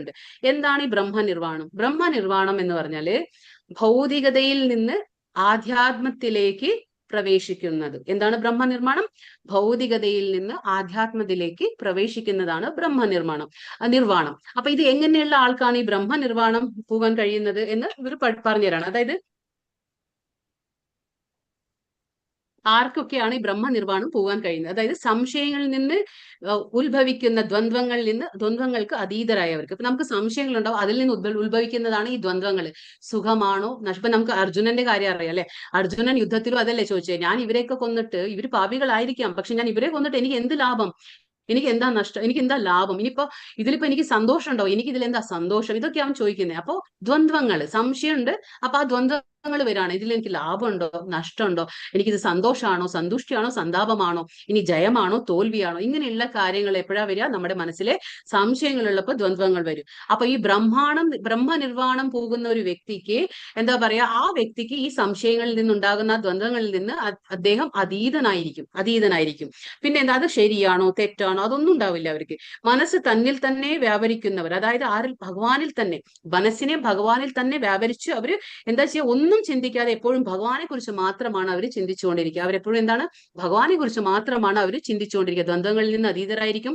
എപ്പോഴും ഭഗവാനെ കുറിച്ച് ചിന്തിച്ചുകൊണ്ട് മനസ്സിനെ മുഴുവനും ഭഗവാനിൽ മാത്രം വ്യാപരിച്ചിരിക്കും. അവര് സകല ജീവജാലങ്ങളുടെയും ക്ഷേമ ഐശ്വര്യത്തിന് പ്രവർത്തിച്ചുകൊണ്ടേയിരിക്കും, തിരക്കിട്ട് പ്രവർത്തിക്കും. അവർക്ക് സ്വന്തം ഇഷ്ടമെന്നുണ്ടാവില്ല. അവർക്ക് എല്ലാവരും, അതായത് എന്താ പറയാ, എല്ലാം കാണുന്ന, അവർക്ക് അറിയാലോ സത്യം എന്താന്ന് അവർക്ക് മനസ്സിലായി. നമ്മളെല്ലാം ഇവിടെ വന്ന് ഭൗതിക ലോകത്തേക്ക് എത്തിപ്പെട്ടു, നമ്മളിവിടെയൊക്കെ കഷ്ടപ്പെടാണ് എല്ലാവരും. 3 ഗുണങ്ങളുടെ ആ സമ്പർക്കത്താൽ നമ്മളൊക്കെ ഓരോരുത്തരും ദുരിതങ്ങൾ അനുഭവിച്ചുകൊണ്ടിരിക്കുകയാണ്. അപ്പൊ എന്താ പറയാ, ആ ആനന്ദം, അതായത് ശാശ്വതമായ ആനന്ദത്തിലേക്ക് എങ്ങനെയാ പോകുന്നതെന്ന് ആ ജ്ഞാനം അവർക്കുണ്ടായിരിക്കും.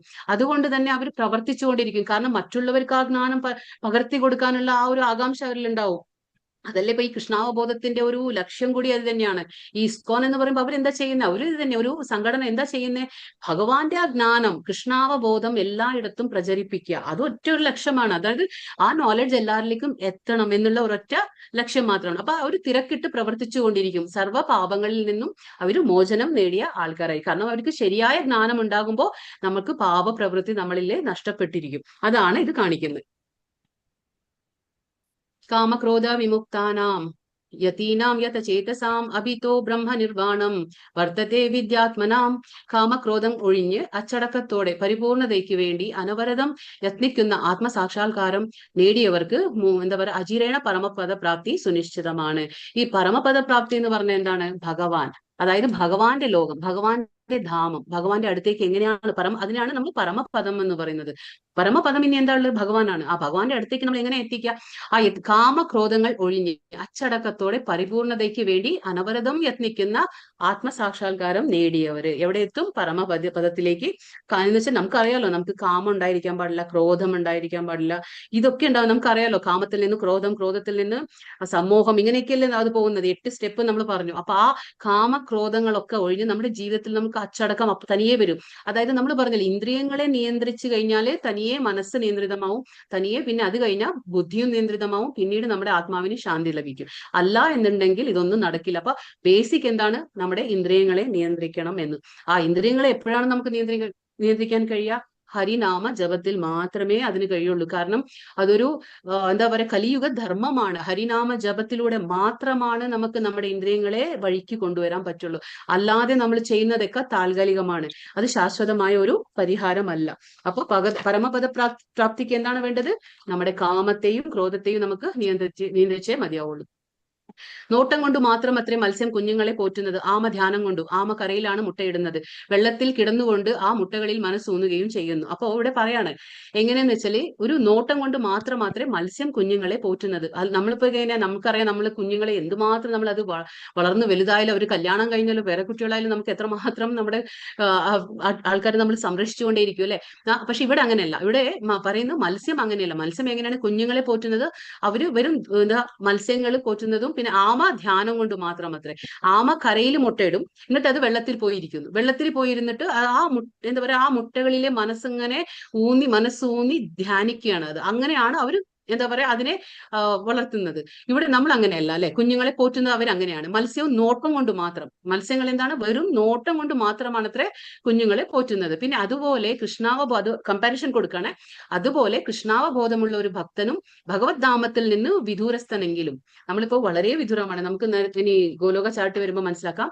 ഗോലോകം വളരെയധികം ദൂരത്താണ്. നമ്മൾ ഈ ഭൂലോകം വളരെ താഴെയാണത്. അപ്പൊ ഇവിടെ നിന്നുകൊണ്ട് ഇപ്പൊ എങ്ങനെയാണ് നമ്മൾ ഭഗവാനെ പ്രാപിക്കുക അല്ലെ? നമുക്ക് തോന്നില്ലേ, നമ്മൾ ഈ ഭക്തിയുത സേവനമൊക്കെ ചെയ്യുമ്പോൾ ഭഗവാൻ എത്ര ദൂരത്താണ്, ഭഗവാൻ അതൊക്കെ കേൾക്കുന്നുണ്ടോ എന്ന്? കേൾക്കാൻ പറ്റും. പക്ഷെ നമ്മൾ അതുപോലെ സിൻസിയർ ആയിരിക്കണം എന്ന് മാത്രം. അപ്പൊ നമ്മൾ കൃഷ്ണാവബോധമുള്ള ഒരു ഭക്തൻ വളരെ വിദൂരസ്ഥനാണെങ്കിലും നിരന്തരമായ ധ്യാനം കൊണ്ട് ഭഗവാനെ നിരന്തരമായി, നാം പറഞ്ഞ വിഷ്ണു 9 വിധം ഭക്തിയുണ്ട്. അപ്പൊ 9 വിധത്തിൽ ഏതെങ്കിലും ഒരു വിധം, അപ്പൊ ആ വിധം തെരഞ്ഞെടുത്ത് നമ്മൾ ധ്യാനം കൊണ്ട് എന്താ പറയാ, അത്രയും പരിപൂർണമായ ധ്യാനം കൊണ്ട് കൃഷ്ണാവബോധ പ്രവർത്തനം കൊണ്ടും ആ ധാമത്തിലേക്ക് സ്വയം ഉയരാൻ പറ്റും. നമുക്ക് ഇവിടുന്ന് നമുക്ക് ഭഗവത് ധാമത്തിലേക്ക് ഉയരാൻ കഴിയും. എങ്ങനെ? നിരന്തരം ധ്യാനം കൊണ്ട്. ആരെ ധ്യാനിക്കണം? നമ്മൾ നിരന്തരം വിഷ്ണു സ്മരണം. നമ്മൾ പറഞ്ഞില്ലേ, നമ്മൾ എന്താ പറയാ, ദിവസേന ഓരോ കാര്യങ്ങളും ചെയ്യുമ്പോഴും നമുക്ക് ധ്യാനം ആരെയാ വേണ്ടത്? ഭഗവാനെ. ഭഗവാൻ നമുക്ക് ഓർക്കണം, അവനാണ് ഉടമസ്ഥൻ, അവനാണ് യജമാനൻ, ഞാൻ ഒരു സേവകൻ മാത്രം. അപ്പൊ എനിക്കൊരു പർട്ടിക്കുലർ നിയത കർമ്മങ്ങൾ ഭഗവാൻ ചെയ്യാൻ തന്നിട്ടുണ്ട്, അത് ഞാൻ ചെയ്തുകൊണ്ട് പോകണം, അത്രമാത്രം. ഭൗതിക ക്ലേശങ്ങളുടെ ആഘാതം അയാൾക്ക് അനുഭവപ്പെടില്ല. അപ്പൊ ഇവിടെ ഭൗതിക ക്ലേശങ്ങൾ എന്ന് പറയുന്നുണ്ട്. അപ്പൊ എന്താണ് ഈ ഭൗതിക ക്ലേശങ്ങൾ? അത് 3 തരമുണ്ട്. ഭൗതിക ക്ലേശങ്ങൾ വന്ന് 3 തരമാണ്. ആധ്യാത്മിക, ആദിഭൗതിക, ആദിദൈവിക. 3 ക്ലേശങ്ങളാണ് ഇവിടെ പറയുന്നത്. അതെന്താണ്? ആധ്യാത്മിക എന്ന് പറഞ്ഞാൽ എന്താണ്? നമ്മുടെ മനസ്സും ശരീരവും കൊണ്ടുണ്ടാവുന്നതാണ്. അപ്പൊ മനസ്സും ശരീരം എന്ന് പറഞ്ഞാൽ നമ്മൾ മനസ്സിൽ ചിന്തിച്ച് നമ്മൾ ഉണ്ടാക്കുന്ന ഓരോ എന്താ പറയാ അസുഖങ്ങൾ. അത് നമ്മൾ പറയില്ലേ, ഡിപ്രഷൻ ഉണ്ടാവാം, നമുക്ക് ഉത്കണ്ഠ ഉണ്ടാവാം, ഇതൊക്കെ നമ്മുടെ മനസ്സിനെ ബാധിക്കുന്ന ഒന്നാണ്. അതേപോലെ ശാരീരികമായിട്ട് വരുന്ന അസുഖങ്ങൾ, അതൊക്കെ എന്താണ്? ആധ്യാത്മ എന്ന് പറയും, ആധ്യാത്മ ക്ലേശങ്ങൾ. പിന്നെ ആദി ഭൗതിക ക്ലേശങ്ങൾ എന്ന് പറഞ്ഞാല് മറ്റുള്ളവരിൽ നിന്ന് നമുക്കുണ്ടാവുന്ന ക്ലേശങ്ങൾ. ഏതാണ് മറ്റുള്ളവർ എന്ന് പറഞ്ഞാൽ? നമ്മുടെ ബന്ധുമിത്രാദികളാവാം, റിലേറ്റീവ്സ് ആവാം, നമ്മുടെ ഫ്രണ്ട്സ് ആവാം, ഫാമിലി, ആര് വേണേലാവാം. പിന്നെ ചിലപ്പോ എന്താ പറയാ അനിമൽസ് ആവാം, പിന്നെ ഇഴജന്തുക്കളാവാം, എന്ത് വേണേലാവാം.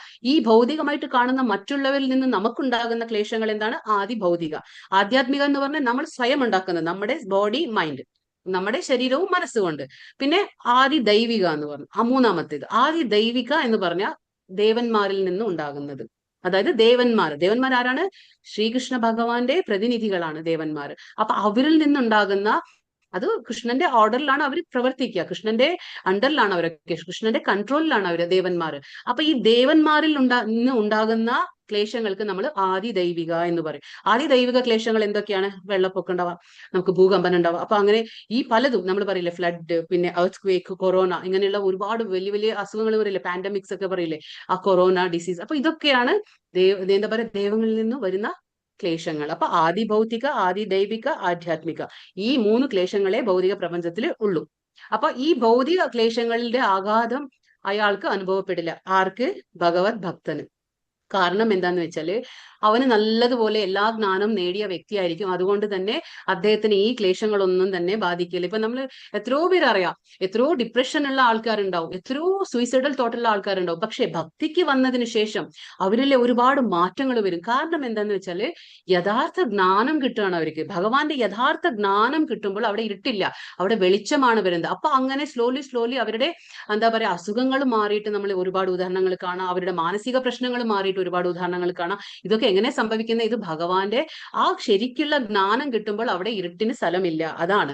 അപ്പൊ അവരെ ഒന്നും ബാധിക്കുകയില്ല. സദാ പരമപുരുഷനിൽ മുഴുകിയിരിക്കുന്നത് മൂലം പ്രാപഞ്ചിക ക്ലേശങ്ങൾ അവരെ തീണ്ടാത്ത ഈ അവസ്ഥയാണ് ബ്രഹ്മനിർവാണം. നമ്മൾ പറഞ്ഞില്ലേ ബ്രഹ്മനിർവാണം എന്താണ്? അവരെ ഒന്നും തന്നെ ബാധിക്കില്ല. 3 ഗുണങ്ങളാവട്ടെ, 3 ക്ലേശങ്ങളാവട്ടെ ഒന്നും ബാധിക്കില്ല. കാരണം അവർക്ക് നോളജ് ഉണ്ട്. അവർ അതുകൊണ്ട് അതേ രീതിയിലേ പ്രവർത്തിക്കുള്ളൂ. അവർ കർമ്മഫലം അപേക്ഷിക്കുന്നില്ല. അതുകൊണ്ട് പിന്നെ അവർക്ക് ദുഃഖമില്ലല്ലോ. അപ്പൊ ഈ ബ്രഹ്മനിർവാണം എന്ന് പറഞ്ഞാൽ എന്താണ്? അതാണ് ഭൗതികതയിൽ നിന്ന് ആധ്യാത്മത്തിലേക്ക് നമ്മൾ പ്രവേശിക്കുന്നതാണ് ബ്രഹ്മനിർവാണം. ഇത് ലാസ്റ്റ് ശ്ലോകമാണ് ഈ അധ്യായത്തിലെ വളരെ ഇമ്പോർട്ടന്റ് ശ്ലോകം. ഭഗവത്ഗീതയിലെ ശാന്തി മന്ത്രം എന്ന് ചോദിച്ചാൽ ഇതാണ്. അപ്പൊ മൊത്തം ഭഗവത്ഗീത 700 ശ്ലോകം ഉണ്ട്. അതിൽ ഏതാണ് ശാന്തി മന്ത്രം എന്ന് ചോദിച്ചാൽ ഇതാണ് 5:29. ഭോക്താരം യജ്ഞതപസാം സർവലോക മഹേശ്വരം സുഹൃദം സർവഭൂതാനാം ജ്ഞാത്വാ മാം ശാന്തി മൃച്ഛതി. യജ്ഞങ്ങളുടെയും തപസ്സുകളുടെയും ഭോക്താവും ദേവന്മാരുടെയും സർവ്വലോകങ്ങളുടെയും അധിപനും എല്ലാ ജീവികളുടെയും സുഹൃത്തും അഭ്യുദയാകാംക്ഷിയും ആണെന്ന് ഞാനാണെന്ന് മനസ്സിലാക്കിയ തികഞ്ഞ കൃഷ്ണബോധമുള്ള വ്യക്തി ഭൗതിക ക്ലേശങ്ങൾ ഒഴിഞ്ഞ് ശാന്തി നേടുന്നു. അതുകൊണ്ടാണ് ഇത് ശാന്തി മന്ത്രമാണെന്ന് പറയാ. ഭഗവത്ഗീതയിലെ ശാന്തി മന്ത്രം എന്താണെന്ന് വെച്ചാല് ഇതിൽ പറഞ്ഞുതരാണ് ഭഗവാൻ എങ്ങനെയുള്ളവർക്കാണ് ശാന്തി കിട്ടുക. അതായത് ആരാണോ എന്നെ മനസ്സിലാക്കുന്നത്, യജ്ഞങ്ങളുടെയും ഫസ്റ്റ് 3 കാര്യങ്ങൾ ഇവിടെ ഭഗവാൻ പറയുന്നത്. ആദ്യത്തെ കാര്യം, യജ്ഞങ്ങളുടെയും തപസ്സുകളുടെയും ഭോക്താവാണ് ഞാൻ. ആരാണ്? യജ്ഞങ്ങളുടെയും തപസ്. എന്തെല്ലാം ഈ പ്രപഞ്ചത്തിൽ നമ്മൾ യജ്ഞങ്ങൾ ചെയ്യോ, പിന്നെ എന്തെല്ലാം നമ്മൾ തപസ്സിയോ, എല്ലാത്തിന്റെയും ഭോക്താവ് ആരാണ്? ഭോക്താവ് എന്ന് പറഞ്ഞാൽ എൻജോയർ. ആ എൻജോയർ ആരാണ്? അതെല്ലാം ആർക്കാണ് കിട്ടുന്നത്? അത് പരമോത്തമ ദേവോത്തമ പരമപുരുഷനായ കൃഷ്ണന്. പിന്നെ രണ്ടാമത്തെ കാര്യം, ദേവന്മാരുടെയും സർവ്വലോകങ്ങളുടെയും അധിപനാണ്. ആരാണ്? ദേവന്മാരുടെയും സർവ്വലോകങ്ങളുടെയും അധിപൻ ആരാണ്? ഭഗവാൻ ശ്രീകൃഷ്ണനാണ്. ഇത് രണ്ടാമത്തെ കാര്യം. മൂന്നാമത്തെ കാര്യം പറയുന്നു, എല്ലാ ജീവികളുടെയും സുഹൃത്തും അഭ്യുദയാകാംക്ഷിയുമാണെന്ന് ഞാൻ ഇന്ന് മനസ്സിലാക്കണം. ഈ 3 കാര്യങ്ങളാണ്. അതായത് ഫസ്റ്റ്, യജ്ഞങ്ങളുടെ തപസ്സുകളുടെ ഭോക്താവും ദേവന്മാരുടെ സർവ്വലോകങ്ങളുടെയും അധിപനും എല്ലാ ജീവികളുടെയും സുഹൃത്തും അഭ്യുദയാകാംക്ഷിയുമാണ് ഭഗവാൻ ശ്രീകൃഷ്ണൻ. ഇത്രയും കാര്യം ആർക്കാണോ മനസ്സിലാകുന്നത് അവർക്ക് എന്താണ് സംഭവിക്കുക? ഭൗതിക ക്ലേശങ്ങളിൽ നിന്ന് ശാന്തി നേടുന്നു. ഞാൻ പറഞ്ഞ ക്ലേശങ്ങൾ. അപ്പൊ ഇതൊന്നും തന്നെ അവരെ ബാധിക്കുകയില്ല എന്ന് ഭഗവാൻ പറഞ്ഞു കൊടുക്കണം. ഇതാണ് ശാന്തി മന്ത്രം. അതായത് കൃഷ്ണാവബോധ പ്രവർത്തനം. ഭഗവാനാണ് പരമാധികാരി, ഭഗവാനാണ് പരമമായ ഭോക്താവ്, ഭഗവാനാണ് നമ്മുടെ സുഹൃത്തും അഭ്യുദയാകാംക്ഷിയും. ഇതൊരു കഥയാണ്. ഇത് കഥ എന്ന് വെച്ചാൽ ലീലയാണ് ഭഗവാന്റെ. നമ്മൾ പറഞ്ഞു ദാമോദര മാസത്തിൽ ഒരുപാട് ലീല കൃഷ്ണൻ ചെയ്തിട്ടുണ്ട് എന്ന്. അപ്പൊ അതിന്റെ ഒരു ലീലയാണ് ഗോവർദ്ധന ലീല. നിങ്ങൾ കേട്ട് കാണാം. ഗോവർദ്ധന ലീല എന്ന് പറഞ്ഞാല് എന്താന്ന് വെച്ചാല് ഈ ഭഗവത് ചിത്രത്തിൽ നമുക്ക് കാണാം, ഭഗവാൻ ശ്രീകൃഷ്ണൻ ഇടത് കൈന്റെ ചെറുവിരലുകൊണ്ടാണ് ആ ഗോവർദ്ധന, ഈ ചിത്രത്തിൽ കാണാം, ഇടത് സൈഡ് ചിത്രത്തിൽ കാണാം, അതാണ് മല, ഗോവർദ്ധന മല എന്ന് പറയുന്നത്, മൗണ്ടൻ. അപ്പൊ ആ ഗോവർദ്ധന മലയെ ഭഗവാൻ ഇടത് കൈന്റെ ചെറുവിരൽ കൊണ്ടാണ് പൊക്കിയെടുത്തത്. 7 ദിവസം കണ്ടിന്യൂസ് ആയിട്ട് പൊക്കിയെടുത്തു. എപ്പോഴാണ് സംഭവിച്ചതെന്ന് വെച്ചാല്, ഒരു പ്രാവശ്യം എന്താണ് സംഭവിക്കുക, ഇവര് ഈ വൃന്ദാവനത്തിലെ നന്ദഗോപർ എന്താണ് ചെയ്യുന്നത്, നന്ദഗോപരും ആൾക്കാരും എല്ലാം കൃഷ്ണന്റെ അച്ഛനാണ്. അപ്പൊ നന്ദഗോപർ എന്താ ചെയ്യുന്നത്, എപ്പോഴും യജ്ഞ അധിപൻ എന്താ പറയാ, ഈ ദേവേന്ദ്രന്, ഇന്ദ്രനെ എപ്പോഴും ഇവര് എന്താ ചെയ്യുക, ഒരുപാട് യജ്ഞങ്ങൾ എന്ന നിലയ്ക്ക് ഒരുപാട് പൂജകളും കാര്യങ്ങളും എല്ലാം സമർപ്പിക്കുന്നത്, യാഗങ്ങളൊക്കെ ആർക്കാണ്? ഇന്ദ്രദേവനായിരുന്നു. അപ്പൊ ഒരു ദിവസം കൃഷ്ണൻ വന്ന് ചോദിക്കണേ, അച്ഛൻ ഇതെന്താ ചെയ്യുന്നേ? അപ്പൊ അച്ഛൻ പറയാണ്, ഇതൊക്കെ നമ്മൾ ഇന്ദ്രനെ പ്രീതിപ്പെടുത്താണ്. കാരണം ഇന്ദ്രൻ മഴ തരുന്നില്ലേ, അപ്പൊ നമുക്ക് സമയാസമയത്ത് മഴ നൽകുന്നത് ഇന്ദ്രനാണല്ലോ. അപ്പൊ നമ്മൾ ഇന്ദ്രനെ പ്രീതിപ്പെടുത്താനായിട്ട് ഓരോ യാഗങ്ങളൊക്കെ ചെയ്യാണ്. അപ്പൊ അവന് സംതൃപ്തിപ്പെടുത്താനാണ് ഇതൊക്കെ ചെയ്യുന്നതെന്ന് പറയും. അപ്പൊ കൃഷ്ണൻ പറയും, അതിന്റെ ആവശ്യമൊന്നുമില്ല, ഇന്ദ്രനൊന്നും കൊടുക്കണ്ട, ഇന്ദ്രന് കൊടുക്കേണ്ട ആവശ്യമില്ല. ഈ ഗോവർദ്ധന മല കണ്ടില്ലേ, ഇതാണ് നമുക്ക് എല്ലാം തരുന്നത്. അപ്പൊ നമുക്ക് ഈ മലയെ പൂജിച്ചാൽ മതി. അപ്പൊ നിങ്ങൾ ഇന്ദ്രനെ എന്താണോ ഉദ്ദേശിച്ചത്, പൂജിക്കാനും കൊടുക്കാനും ഉദ്ദേശിച്ചത്, അതൊക്കെ നേരെ ഈ ഗോവർദ്ധന മലയ്ക്ക് കൊണ്ടേ കൊടുത്താൽ മതി. അപ്പൊ ഗോവർദ്ധന മലയെ ആരാധിച്ചാൽ മതി, അതിനെ പൂജിച്ചാൽ മതി എന്ന് പറയും. അപ്പൊ അങ്ങനെ ചെയ്യുമ്പോൾ, കൃഷ്ണന്റെ വാക്ക് കേട്ട് നന്ദഗോപർ അങ്ങനെ ചെയ്യുമ്പോൾ ഇന്ദ്രന് ദേഷ്യം വരികയാണ്. അപ്പൊ ഇന്ദ്രന് കിട്ടുന്ന ആ ഒരു യാഗങ്ങളൊക്കെ നിന്നുപോയി. അപ്പൊ അതെല്ലാം നിന്നുപോയപ്പോ വളരെയധികം ദേഷ്യം വന്നിട്ട് ഇന്ദ്രൻ എന്താ ചെയ്യുന്നത്? സമ്പർത്തക എന്ന ഒരു മേഘത്തെ വിളിച്ച് ആ മേഘത്തിനോട് ഓർഡർ കൊടുക്കാണ്. അതായത് പ്രളയം വരുത്തണം. എവിടെ? വൃന്ദാവനത്തില്. മഴ എന്ന് പറഞ്ഞാൽ അങ്ങനെ ഒരു മഴ പെയ്യണം. അതായത് നിൽക്കാതെ ആ പെരും മഴയായിരിക്കണം എന്താ പറയാ ഈ സ്ഥലം, അതായത് വൃന്ദാവനം. അങ്ങനെ മഴ കൊടുക്കണം. അത് കംപ്ലീറ്റ് ആ വൃന്ദാവനം നശിച്ചു പോകണം. ആ രീതിയിൽ മഴ പെയ്യിക്കാൻ പറയും. ആ സമ്പർത്തക എന്ന മേഘം. ആ മേഘം വന്ന് ഇവിടെ ആ കംപ്ലീറ്റ് വൃന്ദാവനത്തിൽ പെരുമഴ തുടങ്ങാണ്. അങ്ങനെ കണ്ടിന്യൂസ് നിൽക്കാതെ മഴ പെയ്യാണ്. എവിടെ? വൃന്ദാവനത്തില്. ആ സമയത്ത് ആൾക്കാരൊക്കെ എന്ത് ചെയ്യും? എവിടെ പോകും? കന്നുകാലികളൊക്കെ ഉണ്ട്. അപ്പൊ എവിടേക്ക് എവിടെ പോകും? അപ്പൊ ഭഗവാൻ ഉടനടി എന്താ ചെയ്യുന്നത്? ഈ മല കാണുന്നില്ലേ, ഗോവർദ്ധന മല, ആ മലയെ ഇങ്ങനെ പൊക്കി പിടിക്കുകയാണ്. അങ്ങനെ പൊക്കി പിടിച്ച് ഒറ്റ വിരലിൽ ഇങ്ങനെ, ഇടത് കൈയിന്റെ ഒറ്റ വിരലിൽ പൊക്കി പിടിച്ച് ഇങ്ങനെ നിൽക്കുകയാണ്. 7 ദിവസം അടുപ്പിച്ച് ഭഗവാൻ 7 ദിവസങ്ങൾ ഇങ്ങനെ അടുപ്പിച്ച് നിൽക്കുകയാണ് ഇങ്ങനെ. അപ്പൊ അതിന്റെ കീഴിലാണ്, ഈ താഴെയാണ് ഇവരൊക്കെ വന്ന് നിൽക്കുന്നത്. ആ വൃന്ദാവനവാസികൾ, സകല വൃന്ദാവനവാസികളും കന്നുകാലികളും എല്ലാവരും വന്ന് അഭയം തേടുന്നത് എവിടെയാണ്? ഭഗവാന്റെ അടുത്ത് നിൽക്കാണ്. ആ ഗോവർദ്ധന മലയുടെ താഴെ നിൽക്കാണ്. അപ്പൊ ആ ഇത്രയും മഴ പെയ്തിട്ട് പോലും ഇവര് ഒരാൾക്ക് ഒന്നും തന്നെ ചെയ്യാൻ പറ്റിയില്ല. ഇവരെ ഒരാളെ നശിപ്പിക്കാൻ പറ്റില്ല. കന്നുകാലികളെ നശിപ്പിക്കാൻ പറ്റില്ല. കാരണം അവരൊക്കെ എവിടെയാണ്? ഭഗവാൻ കൃഷ്ണന്റെ അടുത്ത് അഭയം തേടിയ ആൾക്കാരായിരുന്നു. ഇതൊക്കെ കഴിഞ്ഞപ്പോ 7 ദിവസം ഭഗവാൻ ഇങ്ങനെ നിന്നു. അതിനുശേഷമാണ് ഇന്ദ്രന് ബോധ്യപ്പെടുന്നത്. കാരണം ഇന്ദ്രൻ ഒരു സ്ഥാനമാണ്. നമ്മൾ നേരത്തെ പറഞ്ഞു, ഭഗവാൻ ദേവോത്തമ പരമ പുരുഷനാണ്. ബാക്കിയുള്ള ഇന്ദ്രൻ, ചന്ദ്രൻ, വരുണൻ എല്ലാം ഒരു സ്ഥാനമാണ്. ഭഗവാന്റെ നമ്മൾ പറഞ്ഞില്ലേ, പ്രൈം മിനിസ്റ്ററും സബ് സ്റ്റാഫും എന്നൊക്കെ പറഞ്ഞില്ലേ, അതുപോലെ. അപ്പോ പ്രൈം മിനിസ്റ്ററെക്കാളും മേലല്ലല്ലോ അവരൊന്നും. പക്ഷെ അങ്ങനെ അവര് ആ ഒരു പവർ കിട്ടുമ്പോൾ അഹങ്കാരം വരുന്നതാണത്. അവസാനം ഇന്ദ്രന് ബോധ്യപ്പെടും. ഇന്ദ്രൻ ചെയ്ത തെറ്റ് ബോധ്യപ്പെടുമ്പോൾ വന്ന് ഭഗവാന്റെ അടുത്ത് മാപ്പ് പറയാണ്. അങ്ങനെയാണ് സംഭവിക്കുന്നത്. അപ്പൊ അതാണ് ഇത് ഗോവർദ്ധന ലീല. വളരെയധികം ഫേമസ് ആയ ഒരു ലീലയാണ്. ഹരേ കൃഷ്ണ കൃഷ്ണ കൃഷ്ണ ഹരേ ഹരേ, ഹരേ രാമ രാമ രാമ ഹരേ ഹരേ. വാഞ്ചാകൽപതരുഭ്യശ്ച കൃപാ സിന്ധുഭ്യ ഏവ ച പതിതാനാം പാവനേഭ്യോ വൈഷ്ണവേഭ്യോ നമോ നമഃ. അനന്തകോടി വൈഷ്ണവവൃന്ദ കി ജയ്, ശീല പ്രഭുപാദ കി ജയ്. ഹരേ കൃഷ്ണ. അപ്പൊ നമുക്ക് ക്വസ്റ്റ്യൻസ് നോക്കാം.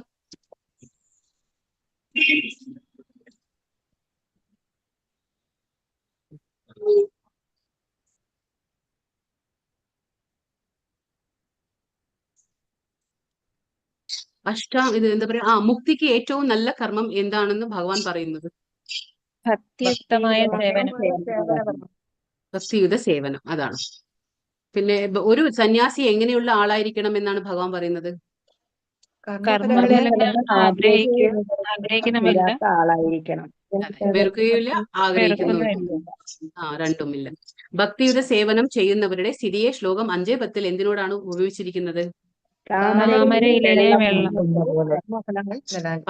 പത്മപത്ര ഇവാംബസ. സംസ്കൃതത്തിൽ പറയും പത്മപത്ര ഇവാംബസ എന്ന് പറയും. അതെ, ഓക്കെ. ശ്ലോകം 12 കൃഷ്ണാവബോധത്തിൽ ഉള്ളവരും ശാരീരിക ബോധത്തിലുള്ളവരും വ്യത്യാസം എന്താണ്? അതായത് ഞാൻ പറഞ്ഞില്ലെന്ന് തോന്നുന്നു അല്ലെ.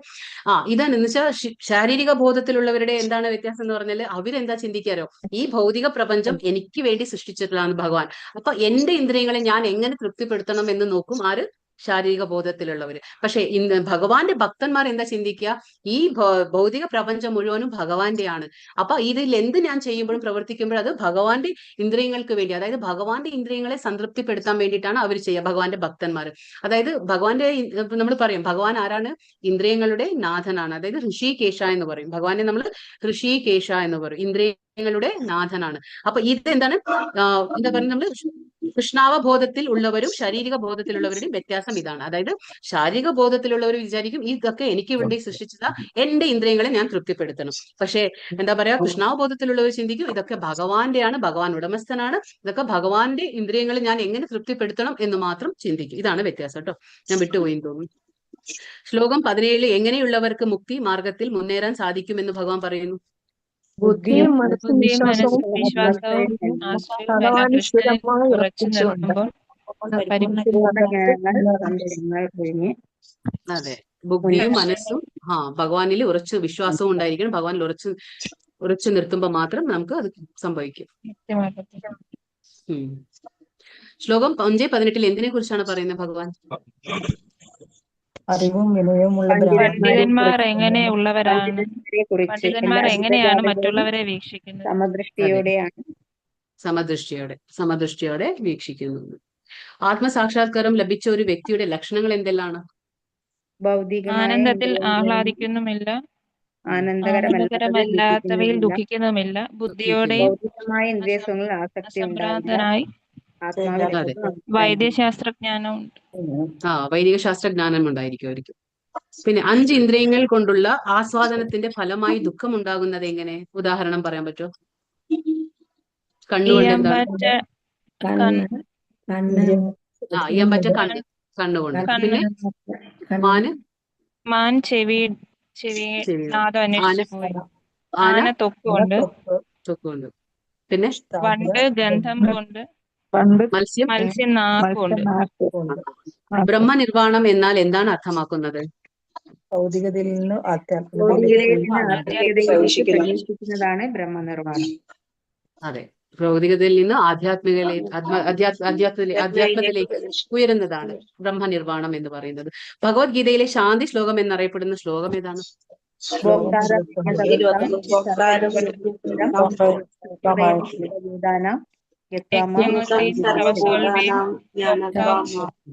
ദേവന്മാരുടെയും സർവ്വലോകങ്ങളുടെയും അധിപനും 3 കാര്യങ്ങളാണ്. 3 കാര്യം. സുഹൃത്തും അഭ്യുതകാംക്ഷിയുമാണ്. അപ്പൊ ഈ 3 കാര്യങ്ങളാണ്. ഭോക്താറാം യജ്ഞതപസ സർവലോക മഹേശ്വര സുഹൃതം സർവഭൂതാനം. ഈ 3 കാര്യങ്ങളാണ് ഭഗവാൻ പറയുന്നത്. ഹരേ കൃഷ്ണ. എന്തെങ്കിലും സംശയമുണ്ടോ ഇനി ഇതില്?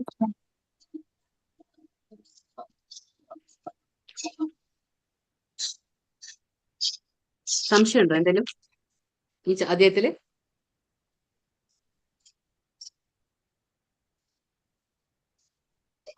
ഒന്നും ഉണ്ടാവില്ലല്ലോ.